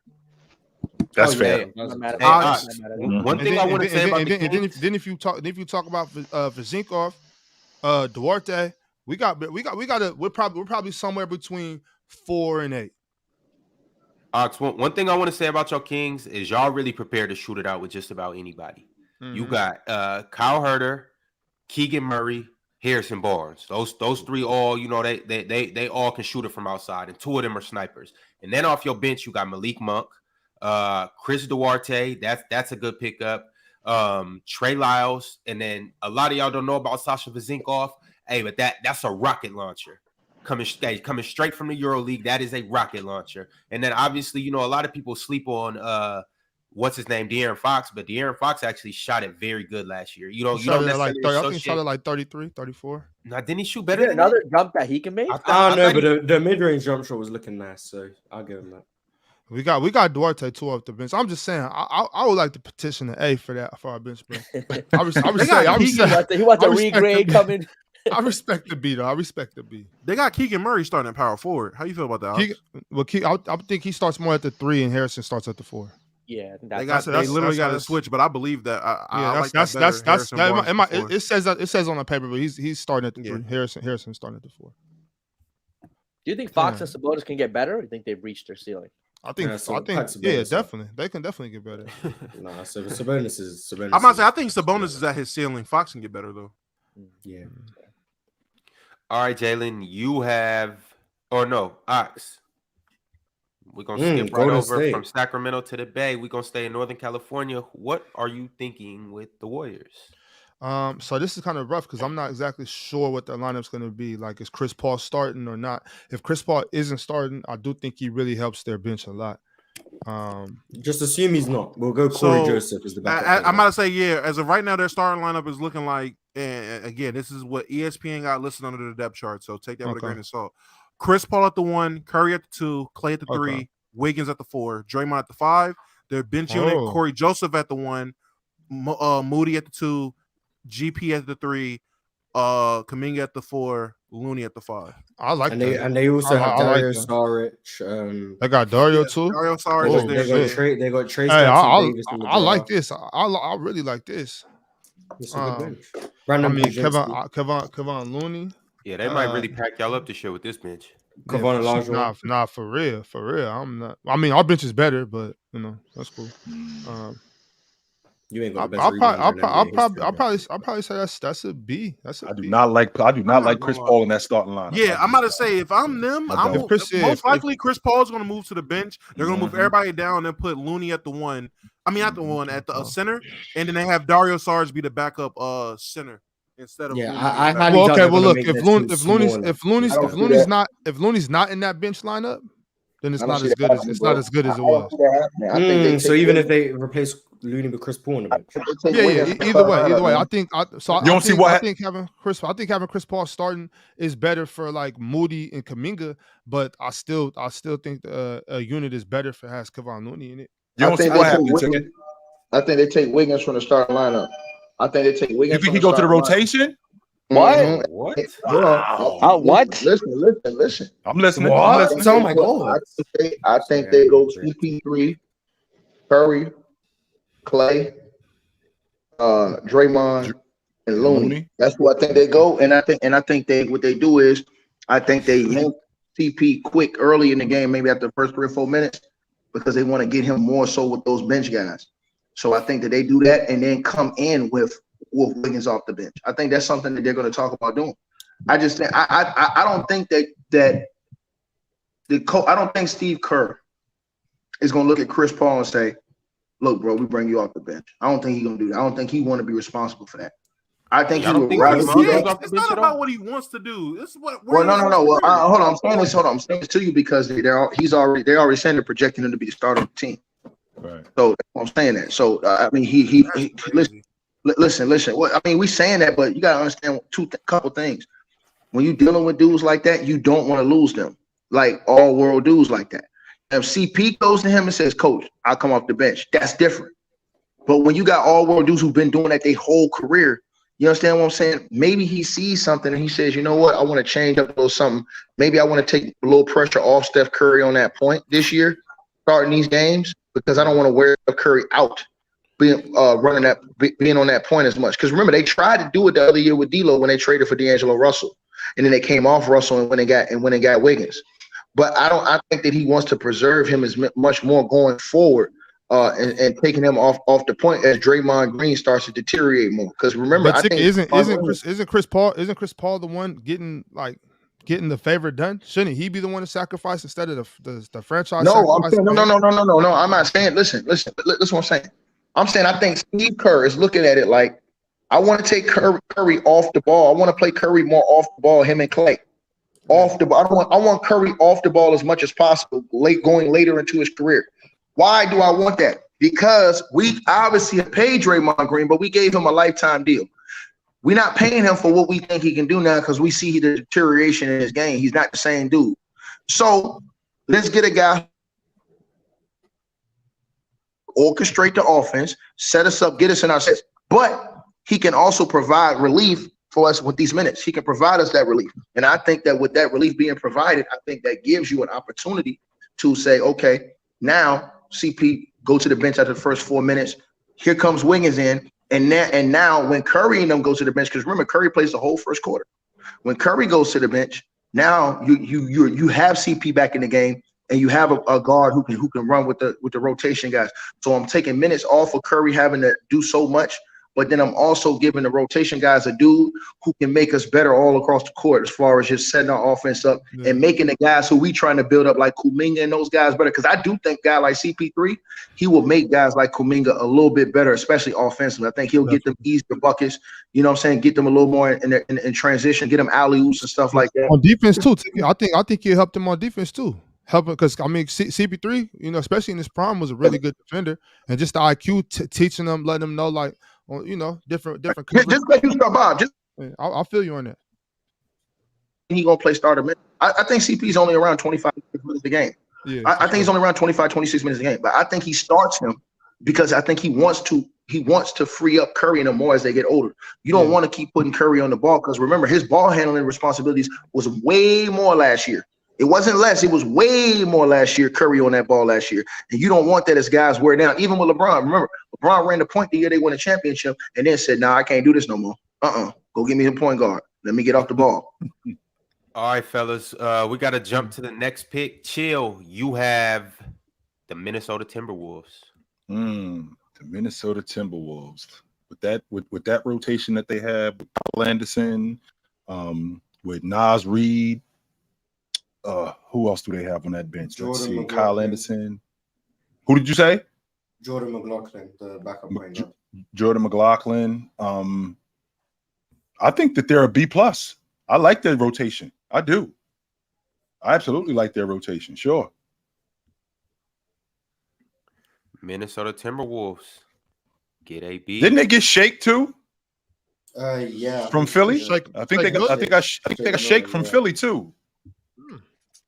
Yeah, I like their rotation. I do. That's a good pickup. Yeah. All right, Dumbo, you got the New York Knicks. Well, damn, I looked up their depth chart. It's literally Mitchell Robinson, Isaiah Hartenstein, Jericho Sims, Julius Randle, and Nathan Knight. I don't know who it is. No one else listed. I don't know who's on the Julius list. Randle off the bench. Nice. I will say no. That is literally that's their team. They just have these 5 guys and that's it. There's no one else. Remember, I love their rotation. Josh Hart and they got Quickly too. Quickly, DiVincenzo on that crew too. DiVincenzo on that crew. Hartenstein, the big fella. He on that crew. Y'all like him? Y'all like Hartenstein? Yeah, I do like Hartenstein. Cool. Yes, He's cool. Yeah, I do like Hartenstein. The Knicks might have the best bench in the league. They might have the best bench in the league. The Knicks might have the best bench in the league. They got a good bench. Wait, who is it again? So Damo, I'm looking. Okay, so I want to start with Josh Hart. So you looking at arguably the best rebounding guard in the game. You got Quigley coming off the bench, who was up for 6 men. He was averaging 15 a game off the bench. You got DiVincenzo, who shoots the basketball with the best of them and one of the best wing defenders in the game. Who's their starting? Then you got who's their starting small forward? Who's their starting small forward? I think it's Randall. RJ Barrett. Yes. RJ Barrett. RJ Barrett. That's correct. Who's the starting two? It'll be Evan Fournier, right? No. I think RJ Barrett starts at the 2. It'll be Quentin Grimes. Yeah, I think. Okay. I mean, I'll give him a B. Brunson and I think it's They Brunson still and have Evan Jalen. Fournier on the crew, right? Brunson and I Barrett. think Evan's gone now, or on his way out. Yeah, Evan Fournier wasn't even playing last He wasn't getting no love last year. Remember? Okay, I mean they still got him on the bench though. Well, I hope he moves. he's gonna stay he there, got too much game to be sitting on the bench. Oh, I gave him a B though. I'll give him a B. B. All right. Yeah.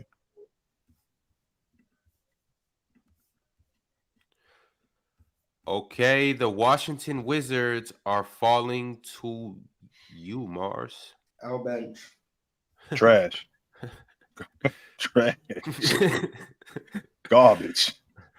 Utah 100%. Jazz Pirate. All right, so Olynyk and who the Sexton. That's good. None. John Collins. Collins off the bench. No, I think he starts. Yeah, I'm pretty sure John Collins. THT, does THT start? THT, I mean, I think he's off the bench. THT's off the bench. yeah, he's off the bench. Chris Dunn, Keontae George, Bryson. Done. So who's they starting 2 guard in Utah? It's Colin Sexton, right? I'm doing that. I think they giving him the basketball. Yeah, I think he's the point guard. Wait, but what are they doing with? Did Jordan Clarkson start last year with them? No. Yeah, Jordan Clarkson. I don't think he started last year. He's a 6-man. He's 6-man. Yeah, Yeah, he Jordan coming Clarkson off the bench. Last season he started. So is Kessler coming off the bench? Yep. Kessler's going to be coming off the bench. Or Kessler's the starting center. All season. Lauri Markkanen's at the 3, and at the 4 is John Collins. And then the 1 and 2, and then Colin Sexton at the 1. Who's their 2? It'll be Colin Sexton, Jordan Clarkson, Lowry, John Collins, Walker Kessler. I assume would be their starting lineup. That's crazy. That would mean off the bench would be Kelly Olynyk, Taylor Hendricks, Laurie at the 4.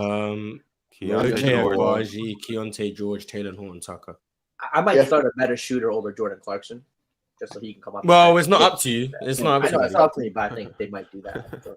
Laurie at the 4. Why wouldn't they start Laurie at the 4 and Kessler at the 5? I think he starts this year. That's what I was thinking. They're gonna put Lowry back at the 3 because John Collins has to start. Stop doing that shit, bro. So they're just gonna be big as hell. Yeah, it's good. I Stop don't doing like what, Lowry Ticket? at the 3, but He thick as a motherfucker today. Yeah, I mean it seems. We can hear you, just so you know, Ticket. We can hear you. C-ish. Oh. Yeah, we can hear you, Ticket. Holy shit. Thanks, D9. Oh my god. Your microphone is C-ish. on, sir. Yeah. C. Oh my god. He's just caught doing something else. Yeah, we trying to talk basketball ahead. Ticket then turned the lights out in the theater. It's wild in there right now. Ticket then turned the lights out in the theater. We ain't talking basketball no more. The lights is out in the theater. So and the camera is on. Y'all cut that out, man. Y'all, hey, you the one open the ticket. You invited us in. We were standing outside. You left the door open. Close the door, Ticket. Yeah, I got you. My bad. Thank you. back to the Utah Jazz bench. Guys. Focus, Ron. Focus, Ron. All right. Damn, Ticket, you wild. All right, Utah Jazz. What we doing with them? C. Yeah, you could have put them at D, but it's fine. Yeah, I was thinking D, but D seems kind of harsh. Hey, we've put like 4 teams in C minus. Kill said B plus for once, so I'll say C minus. Ticket, are you locked in because you have the Portland Trailblazers? Yeah, I kind of like that bench. Trailblazers? Yeah, I like their bench. I give them about a C. I wouldn't give them an F. I give them a C. Because I still think they're gonna start with Dame this season. I do too. I think Lane Ball the rest. All right, cool. And hold on, if Lane Dollar's on the roster, that means I don't think they start Scoot. I think Scoot comes off the bench. Which I'm loving that because Anthony Simons is the guy. Anthony Simons is the guy. Matter of fact, let me put their bench to a B because if you got Scoot coming off the bench, that really puts them up. Their bench, better than what is expected. You figure Thibault over there too. Yes. Thibault over there. 3-point shooter. He over there too. So Ticket, you want him as a B? Yeah, put him as a B because look at their bench. Call out the rest of their bench. If Dame stays, which is probably what's going to happen, they probably going to wait till the team gets desperate and give him something stupid midway through the season. So that means that Scoot's going to the bench, but Scoot will probably get minutes off the bench. Then you got all those other guys. Man, they got Nasir Little on the team. They got they still got Justin Winslow. They got hey, listen, I like their bench, bro. They got who else they got off the bench? They got Justice Winslow. They got what's the boy name that be jumping out of him? Kevin Knox, Kevin Knox, Nazir Little, Shaden Sharp. They got Shaden Sharp. Yeah, I like that bench, bro. Yeah, they don't got a bad bench. They got a good bench. If you put them with Scoot, if you put Scoot on the bench with those guys, they got a nice ass bench. Yeah. All right, cool. Moving along, Jalen, it's on you, and you got the Clippers. The clip joint. Now, let's see. Starters, Westbrook, George, Kawhi, Batum, Zubac. Bench, Norman Powell, score off the bench. I like that. Mason Plumlee as a backup center. I don't mind that. Good passer.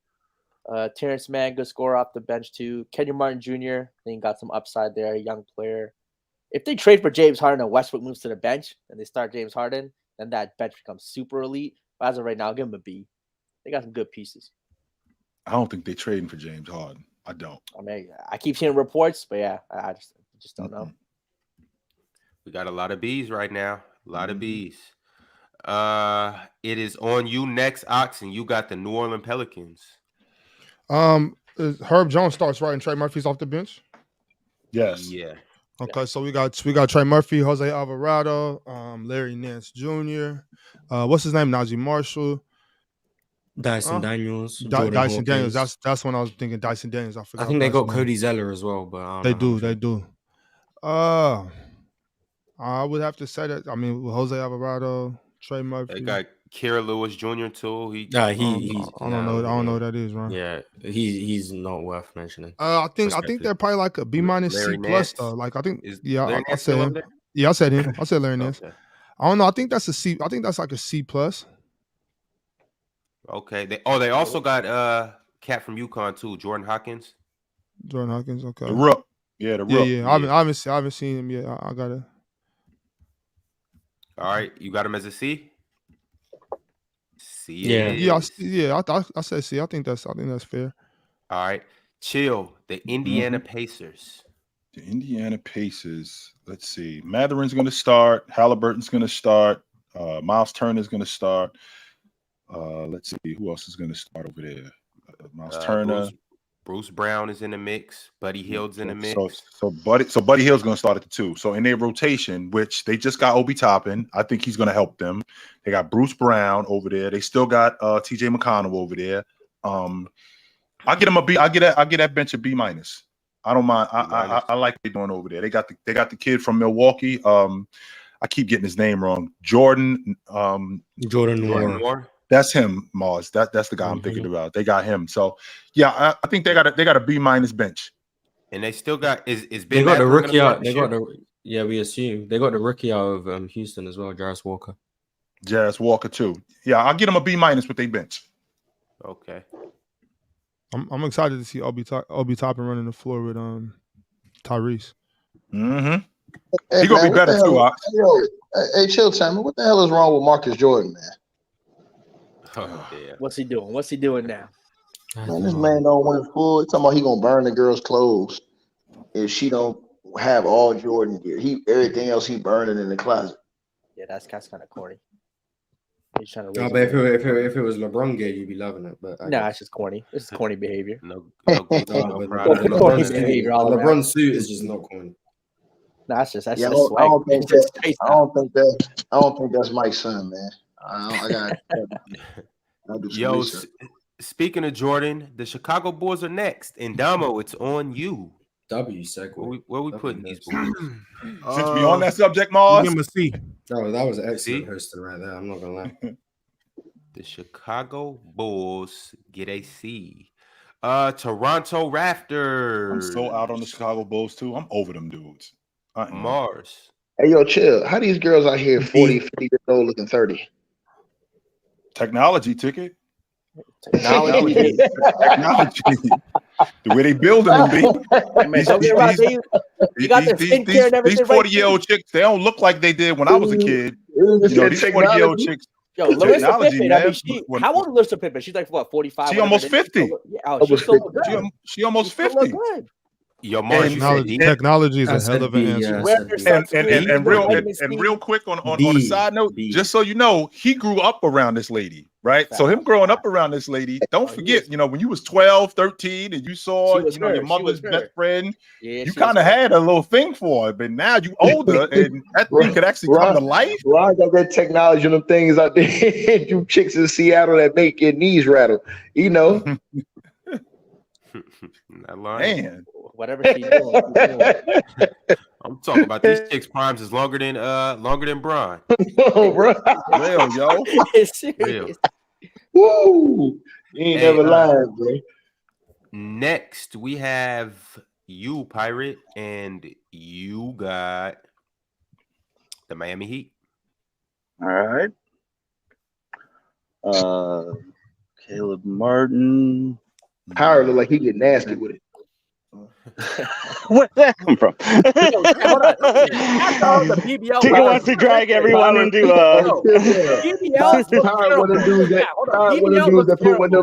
You one of them dudes that put one of them eye patches on, like the real pirate.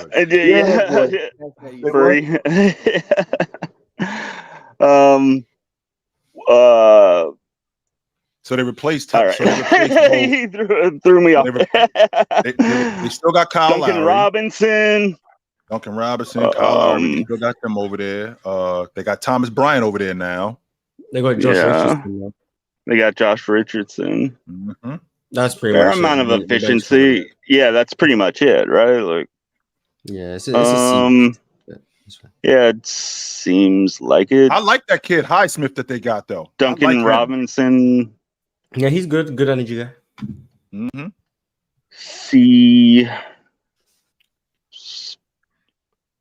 See, am I missing anyone? Kevin Love. I mean, how old is Kevin Love now? It's a C. C. I'll go C. Y'all disrespecting Miami's bench. Miami's bench should get an A because they bench. Well, what's their full bench? Are we missing anyone? I mean, no. I'm still saying you still got Martin. He was huge for him. That he could have. Everybody was saying. A lot of people saying he should have won the Eastern Conference MVP. Conference Finals MVP. Yeah, so I mean, is he off the bench though, or is he starting? Yeah, he's off the bench. Are you remember? Boy got hurt. Remember. Tyler Hero got hurt. No, but Tyler Hero's back then. Caleb Martin still starts ahead of Kevin Love. Yeah, right. So Caleb Martin is going to start. So you got Kevin Love off the bench. You got Lowry off the bench. You got Thomas Bryant off the bench, right? You got Lowry off the bench. Lowry starting. Yeah, I think Lowry starts. You're going to start Lowry? Yeah. No, they put Lowry off the bench last year, Mark. They put him off the bench midway through the season. So who's starting at the one? Tyler Hero. Business not there no more. Yeah, they don't have Gabe. So who's starting? No. Listen. They put Caboose on the bench midway through the season. Y'all forgot? Yeah. Remember, he came off the bench. What's his name left though? Moss, there's no way he's going to hold up as a starter. Tyler Hero's back. I agree, but who are they going to start? I think they're putting Hero on the point. You know what we're going to do? We're going to put Hero and Buckets in the backup. Hero and Buckets. We're going to put Caleb Martin at the 3. Caleb Martin at the 3. Kevin Love starts. Kevin Love at the 4, and then Bam at the 5. Yeah, that could. Probably Josh Richardson actually really starts to keep it. It'll probably be Josh Richardson. So Tyler Josh and Tyler will probably start. Oh yeah. Because it can't be Kyle Lowry because Kyle Lowry ain't gonna hold up as a starter. That's not gonna happen. Well, you can start him and play him 22 minutes.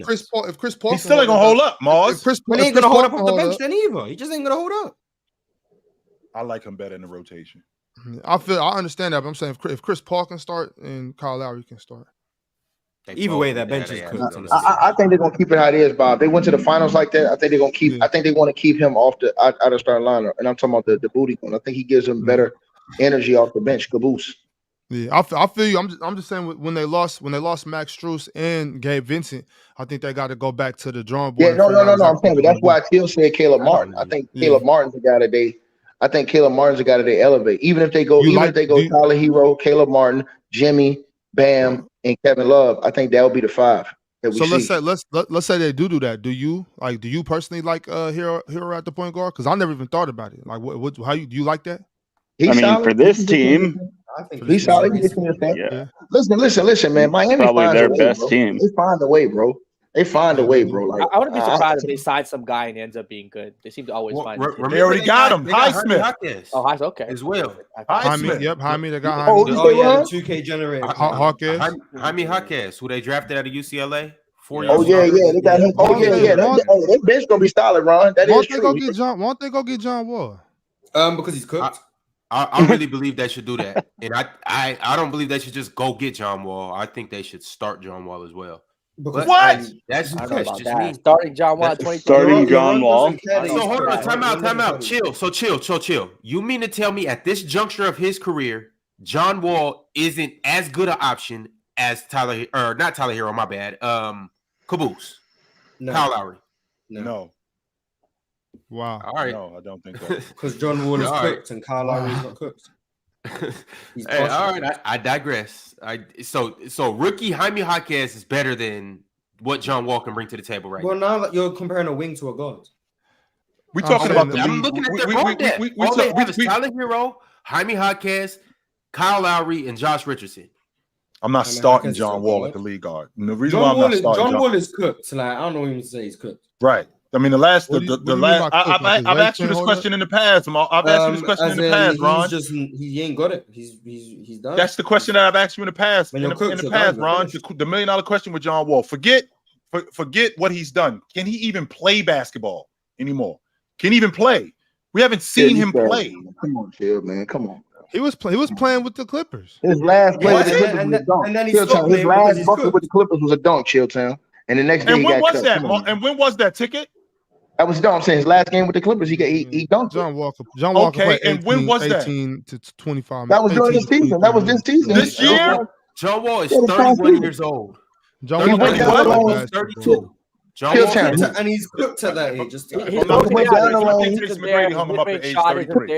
He went down the lane and dunked his field, and that was his last play as a Clipper, bro. Go look it up.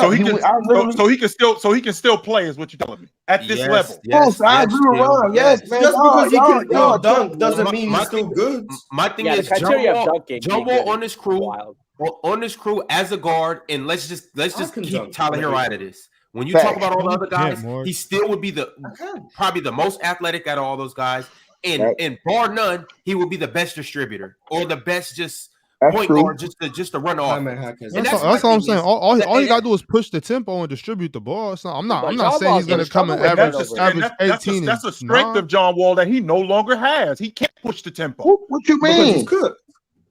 And the reason why he can't push the tempo is because that athleticism that he used to have, he doesn't have it anymore. Now, Ticket, you selling me the idea that he dunked one. Okay, I can still dunk. That don't mean I can still play.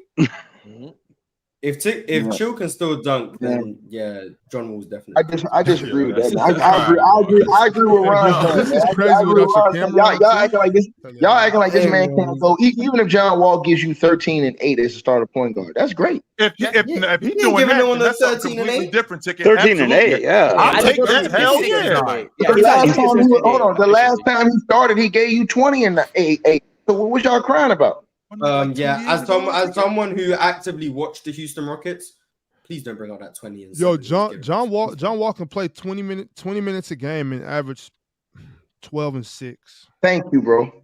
That's right. And I'm not saying John Wall's gonna be a game changer over there. I'm just saying look at their depth chart. Look at their roster. You talking about a rookie Jaime Jaquez. You talking about Josh Richardson, who nobody's brought up this whole. When's the last time we talked about Josh Richardson?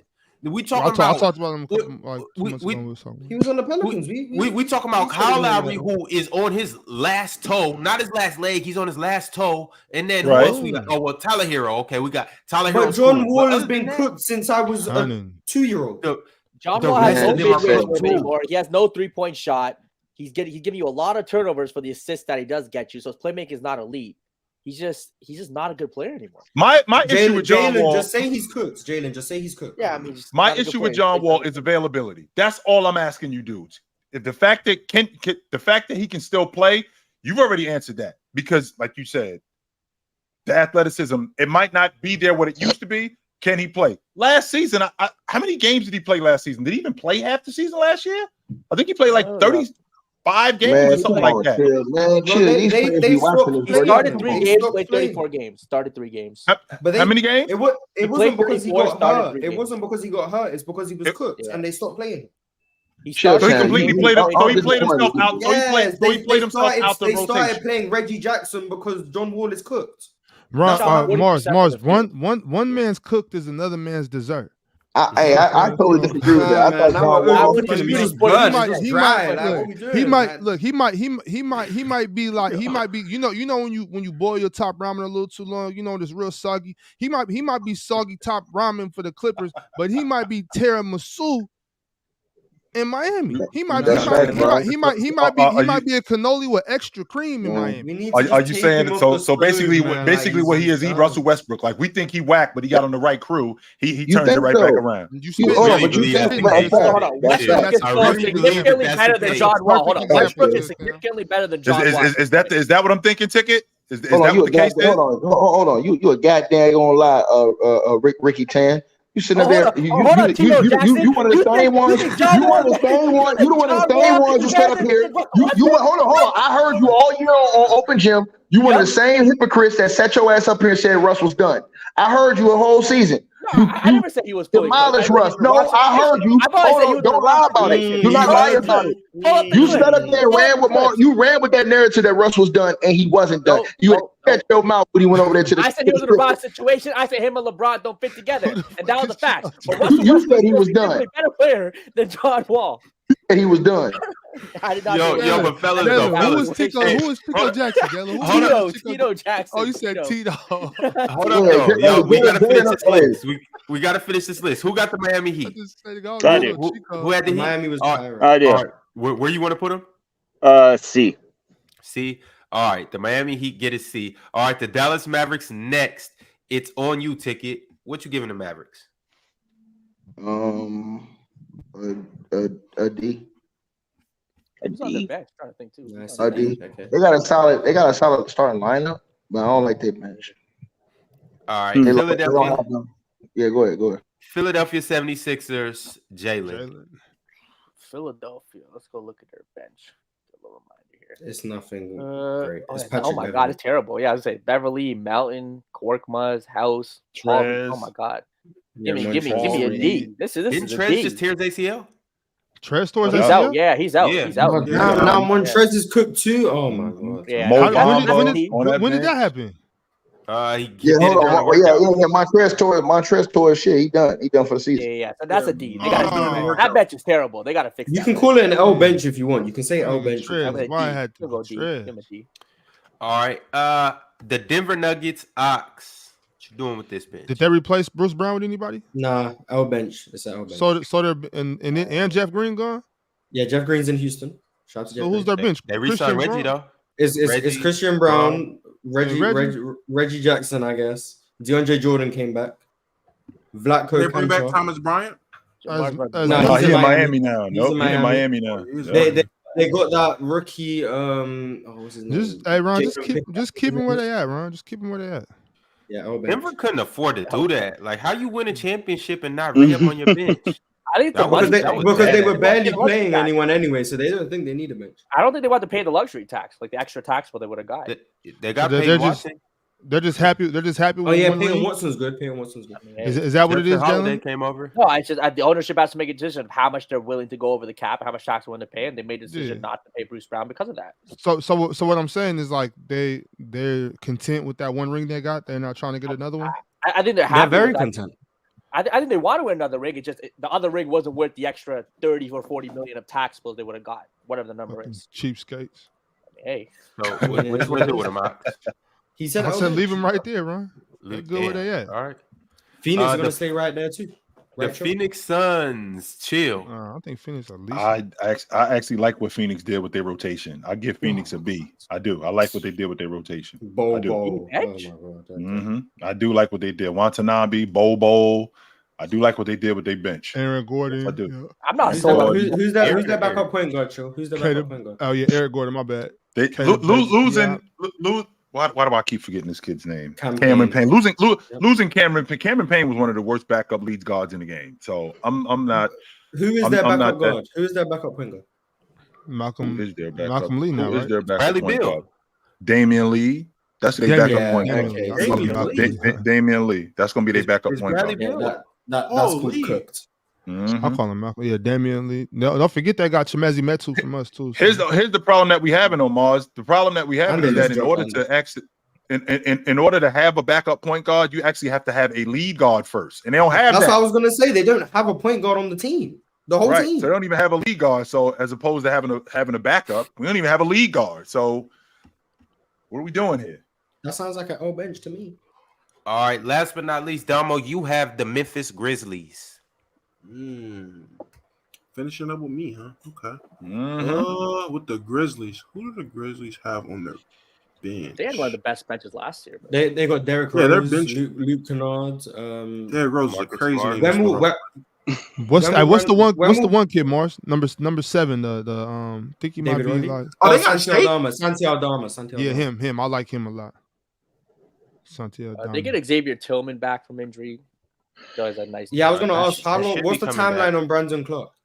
Yeah. Luke Kennard. They both should be back at some point this year. Yeah, Brandon. They got Kenny Lofton. Yeah, well. They got Tyus Jones hurt. Him leaving hurt. Tyus Jones leaving definitely hurt. I didn't know they had Shake Milton. Towards Achilles. Marcus Smart will probably be off the bench.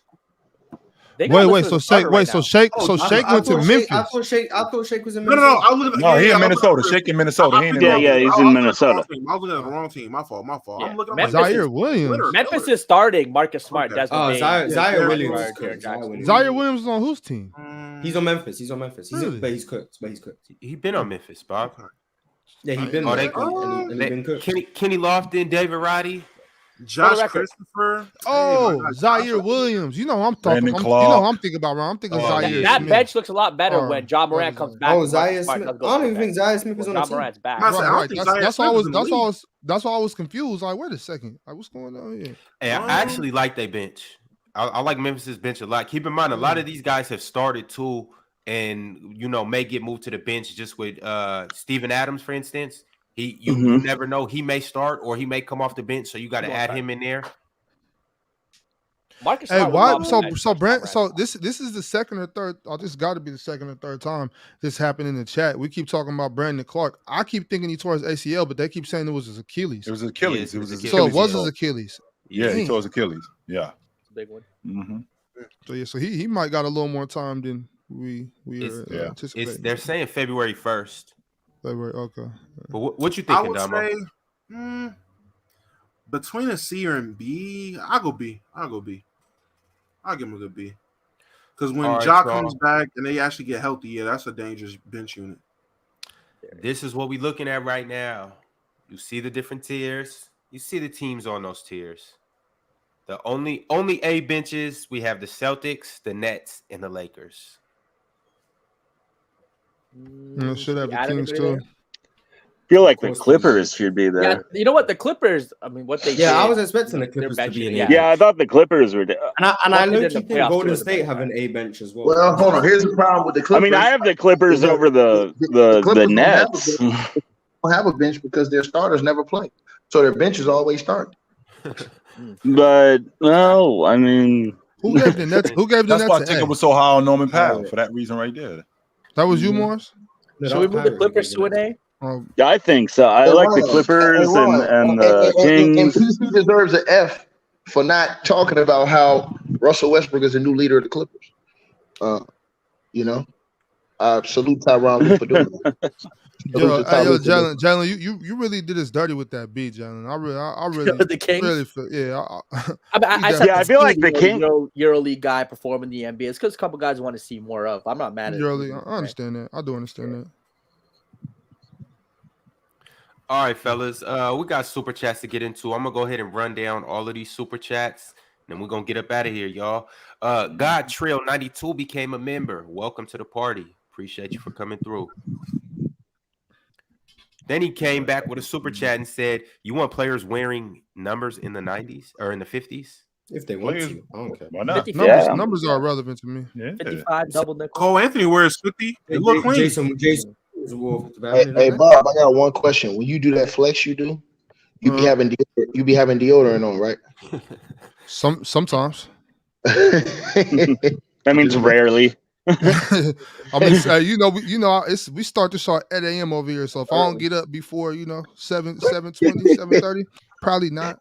Ticket, you just worry about closing the door. How about that, Ticket? Close the damn door. Look at Bob.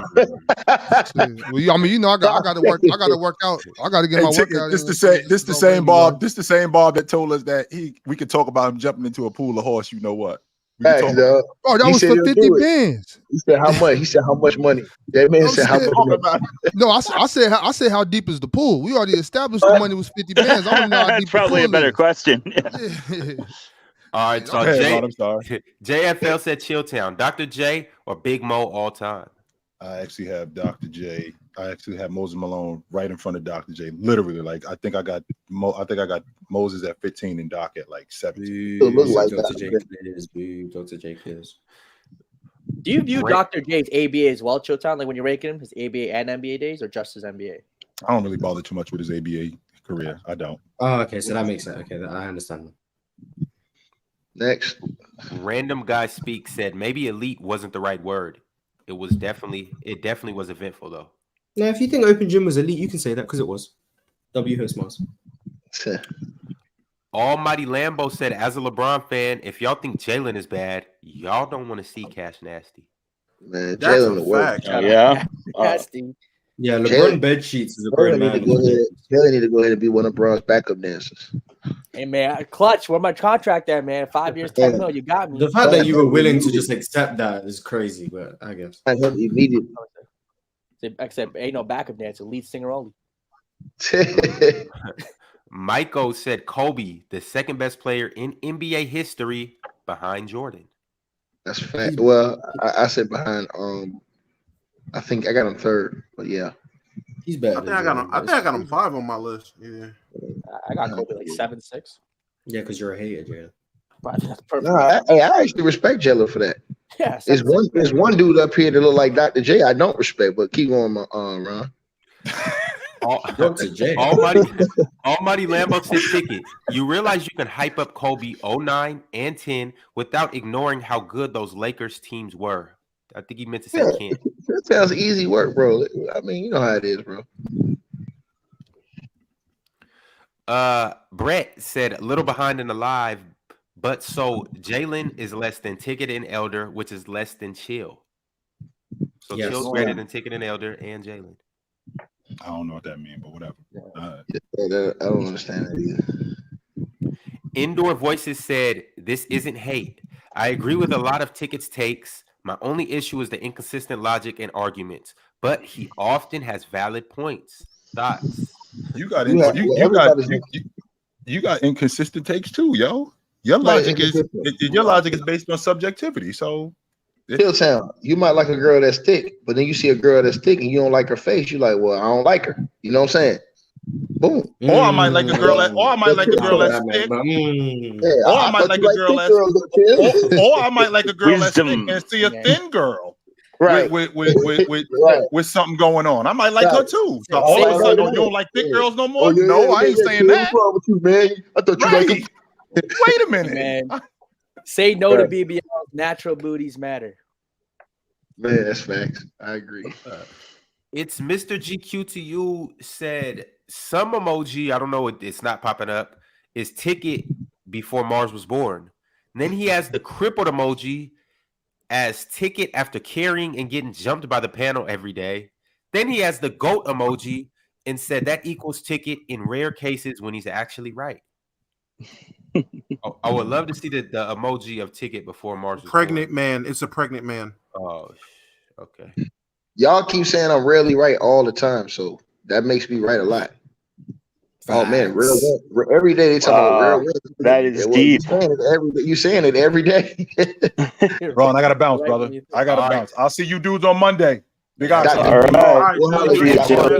quick before you leave. Chill before you leave. Predictions for US and Slovenia tomorrow. Obviously, that's Luca's team, and US and Spain on Sunday. What do you have the US doing this week? I think the US got their hands full with both of those teams. I do think they beat them, but I think they got their hands full, particularly with Spain. But it's a chance they can go 0-2. You wouldn't be surprised? I would not be surprised. If they split, I wouldn't be surprised. I would be surprised if they went 0-2. All right, cool. Later, fellas. All right. See ya. All right, Chitin. All right, OG.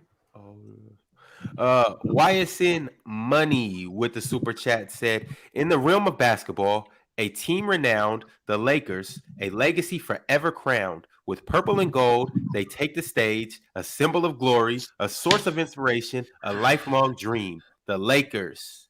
Boo! Couldn't have said it better myself.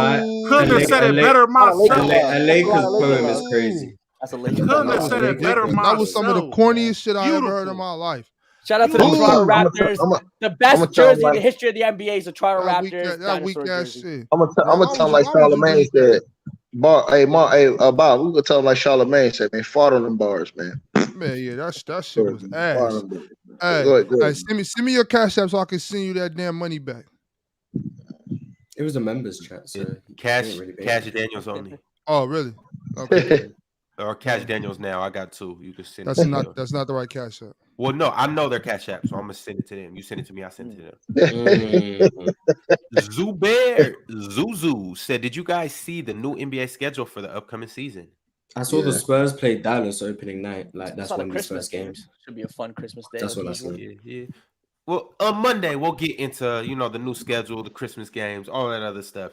Y'all be tuned on Monday. We will get to that. Don't trip.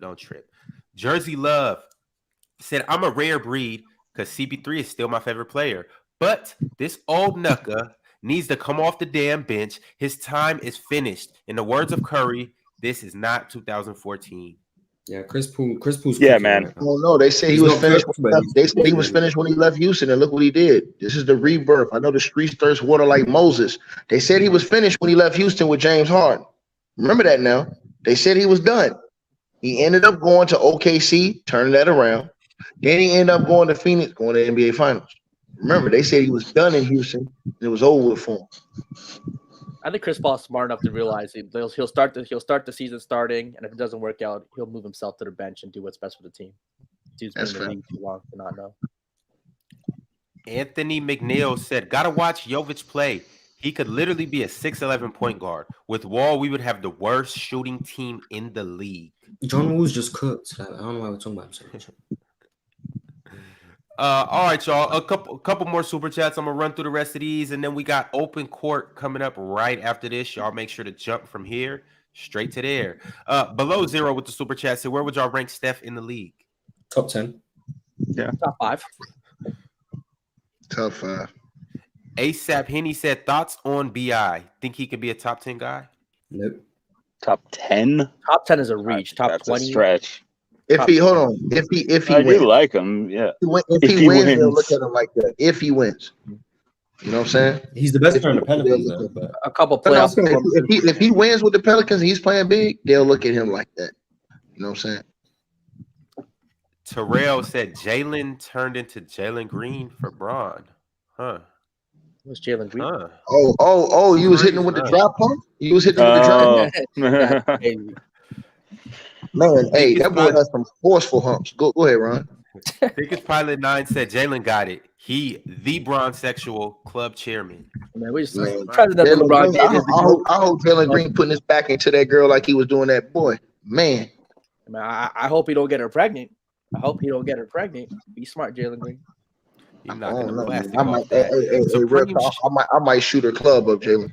Oh, you might be okay with that. I mean, hey man. I might I'm not mad at you. I think Jalen Green's young, got a couple $100 million contracts coming at him. Hey Jalen, you tripping? She is bad though. No, she bad. 100%. She bad, but I don't think she's the type to put the mother of your kids. She ain't the type to put. You say that now, but if you're in the situation, your brain will think differently. I hear you. I don't think it's your brain that's thinking differently. Chef Kobe with the super chat said, "Damo a hater. Every day it's a different player." Hey man, I tell y'all I'm a hater. I don't know what people get mad for. I tell you. What? TBG said, "Ticket making a video about y'all right now as we speak." Ticket, you cooking something up about it? I'm actually making a video. Well, a different type. Well, I can't. Yeah, go ahead. For a different website. Savant's ex said, "Y'all need to chill out, bro. Chill doesn't hate Kobe." That's cap. Yeah, you do. Yeah, you do. You don't hate him. You don't hate him. With the vengeance. Man, that boy go fail that test with flying colors. Walker said, "Kobe fans that get down or lay down logic." Kobe fans got that get down or lay down logic. That is a fact. That's what it is. Savant's ex said Ticket TV absolutely hates LeBron, though. Nah, he just tells the truth, and you LeBron fans don't. No, see, Mars is just glazing Ticket to troll right now. Ticket got that LeBron. Oh yeah, actually, I'm not allowed to troll. I got in trouble with Patreon, so I have to be serious. Hey, Jalen, you read that story about how LeBron tried to get Steve Nash when he led the league in assists to come join the Miami Heat super team because he couldn't win that first championship. Yeah. The story today. Go look at that story that came out today. LeBron. TBG said Janet Jackass. NLF Janet Jackson, a great, all-time great in the music scene. Doesn't get a respect. NLF said if the Lakers and Suns have L Def, the Cavs do too. Well, the Lakers were an A and the Suns were a B, and the Cavs have Amar'e Bates, so they're an A too. Terrell said Freakazoid Ticket strikes again. Freakazoid. Thickest Pilot 9 said, "Now we know why Ticket's camera is always off." Damn, always? Jesus that was Christ. Wild, Ticket. Out of you earlier. D Got It Made said, "Who do y'all think is the most flawed superstar of all time?" This is our last super chat of the day. Do we have answers to the most flawed superstar of all time? Bill Russell. Russell Westbrook. Allen Iverson. Bill Russell. Yeah, Bill Russell had the Lonzo Ball jump shot. Yes, exactly. All right, y'all. You know where to find us. Same time Monday. We will be here. Most of the same crew. It'll probably be a surprise on Monday. You got to show up to see. Until then,